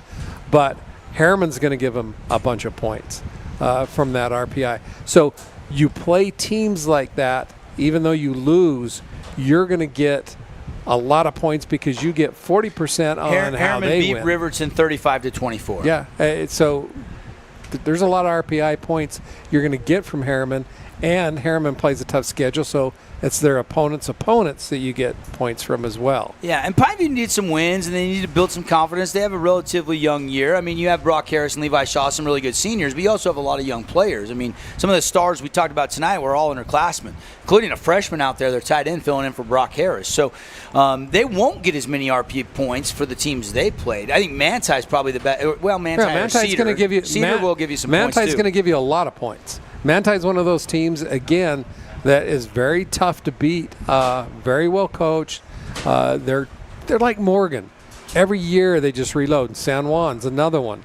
Those type of teams, they're going to give you a ton of points if you play them. Yeah, because they're going to roll But if you play the conference. Cottonwoods of the world, you know what? They're not going to give you any points. Yeah. Doesn't do you much good to play that, win that game when they're not going to win any other game. So you're better off playing a good opponent that you know is going to give you points. It's really simple in the RPA. Play good teams and beat good teams, you're going to be just fine. But if you don't win against those good teams, you hope that they go on to win a bunch of games. And you can lose against those if they go on and have a good year. Yeah. Region 9 wrap-up brought to you by Bucks Ace Hardware. Appreciate Bucks. 3 Southern Utah locations. Think Bucks for all your home garden needs. Appreciate Grass Creek Construction. The Stretch Lab handles homemade ice cream. Kabuto Sushi and Ramen Bar. The Back 9 Golf and Roni's Mac Bar. Some of our great sponsors helping out with our extended post-game show. Again, Region 9 goes 3-3 tonight. And 4 teams are 3-1 after region play. Are you surprised nobody was able to go undefeated through the first 4 weeks? No, I'm not looking at their schedules. You can go down the list, and I think every one of them had at least one game on there that you looked at and said that's going to be a tough game to win. So no, I'm not surprised. The most important game for everybody starts next week. All 6 Region 9 teams all going head-to-head. Crimson will be at Hurricane. Dixie will be here at Pineview, and Snow Canyon will be over there at Desert Hills. I'm guessing in Nolan Perry's power guide, those will all be within a 10-point spread in the power rating differential. Just a guess on my part. We'll see. Yeah, Crimson might be a little bit more, but I said before, do not sleep on Hurricane. And they got to go to Hurricane. And don't sleep on them because they got a lot of returning. They've got some speed. They've got kids that now have been in this system for a second year. So, don't sleep on the Tigers. Don't have all the stat leaders tonight for you, but, man, we had some big stats put up in this one. How about the night for Kyle Richardson? Pineview, in our Boulevard Home Game of the Week, wins it 44-20, 303 yards, 4 rushing touchdowns. You have 4 rushing touchdowns or 5 rushing touchdowns? I think he had 5. Yeah. I think that last one was his 5th. Yeah, big night. Yoakum had the 1, and then the touchdown pass. Yeah. Big night for the Pineview Panthers. So 3-3 for Region 9. Final thoughts on the preseason going into region play next week? Preseason, again, you're talking about any surprises, and I don't think so. I think going into tonight, we may have looked before the game that Snow Canyon was a little bit of a surprise of how many points they were scoring and how they came out. Tonight's score was a surprise. 38-0. Yeah, Snow Canyon that loses. was a little bit of a surprise. But I don't think there was any team that we would look at now after the preseason and say, man, we were really totally shocked with that. But we knew it was going to be competitive. By the way, I'm guessing that Hurricane, in their first loss of the season at Grantsville, they scored late with under a minute to go. Probably went for 2. And they went for 2, and they must not have got it. I was looking online. It says they went for 2 and didn't get it. It sounds like, Gabriel rushed the touchdown. They went for 2, didn't get it. By the way, former Region 9 team Cedar wins again tonight. They are 4-0. How about the Reds? Coach Hyatt and the Reds looking good. And I said Makes earlier, you wonder if they were still in Region 9, how they do. They've already beat 2 Region 9 teams. Well, I would have loved to have seen them stay in Region 9. They're competitive. And I've told this to so many people, Devin. When you play at Cedar, it's a 10-point, right? You might as well put 10 points on the scoreboard for Cedar right there. They play so hard. They play so well. It's the toughest place in the region to play is at Cedar. Let's get you the final scores one more time. Before we do that, they'll want to remind everybody it is in effect tonight. Crimson went over 25 points. Pineview went over 25 points in the first quarter tonight. The Holbrook Asphalt Big Score Dessert is on right now. So if you're leaving Crimson, you're leaving Pineview, you're driving around St. George, just listen to the coverage on the Fan Sports Network. If you go to the St. George Yogurtland, you can get buy one, get one free. Holbrook will pay for the second one for you. So take advantage of that. You can take your whole family. It's where Region 9 football fans like to hang out after the game. Thank you, Holbrook Asphalt. If you're not feeling like that, you can always go check out Handel's Ice Cream on a good Friday night. They got indoor, outdoor seating now as well. Here are the finals for you one more time. Crimson wins 35-29 over Brighton. Lehigh downs Desert Hills 42-14. Pineview wins it here in the game we did tonight 44-20. Grantsville 13-12. We just told you Hurricane went for 2, didn't get it. Woods Cross 38-0. That's the big surprise for you and I, Coach. They get blanked by Woods Cross, and then Dixie beats Layton Christian 34-21. So a 3-3 night for Region 9. That's going to do it for our entire crew. Nate back in the Findlay studios, Dusty Allen, Cannon on the camera. For Rick Barry, I'm Devin Dixon. We'll see you next week when Region 9 plays for the very first time. Local rivalries head-to-head. We got you covered. We'll have 2 of the 3 games live right here on the Fan Sports Network and streaming on the fansportsnetwork.com, as well as our YouTube page and KSLSports.com. Have a great weekend. Make sure and tune in tomorrow, 3 o'clock kickoff, as Utah Tech takes on Northern Arizona University live here on the Fan Sports Network. Have a great night, everybody.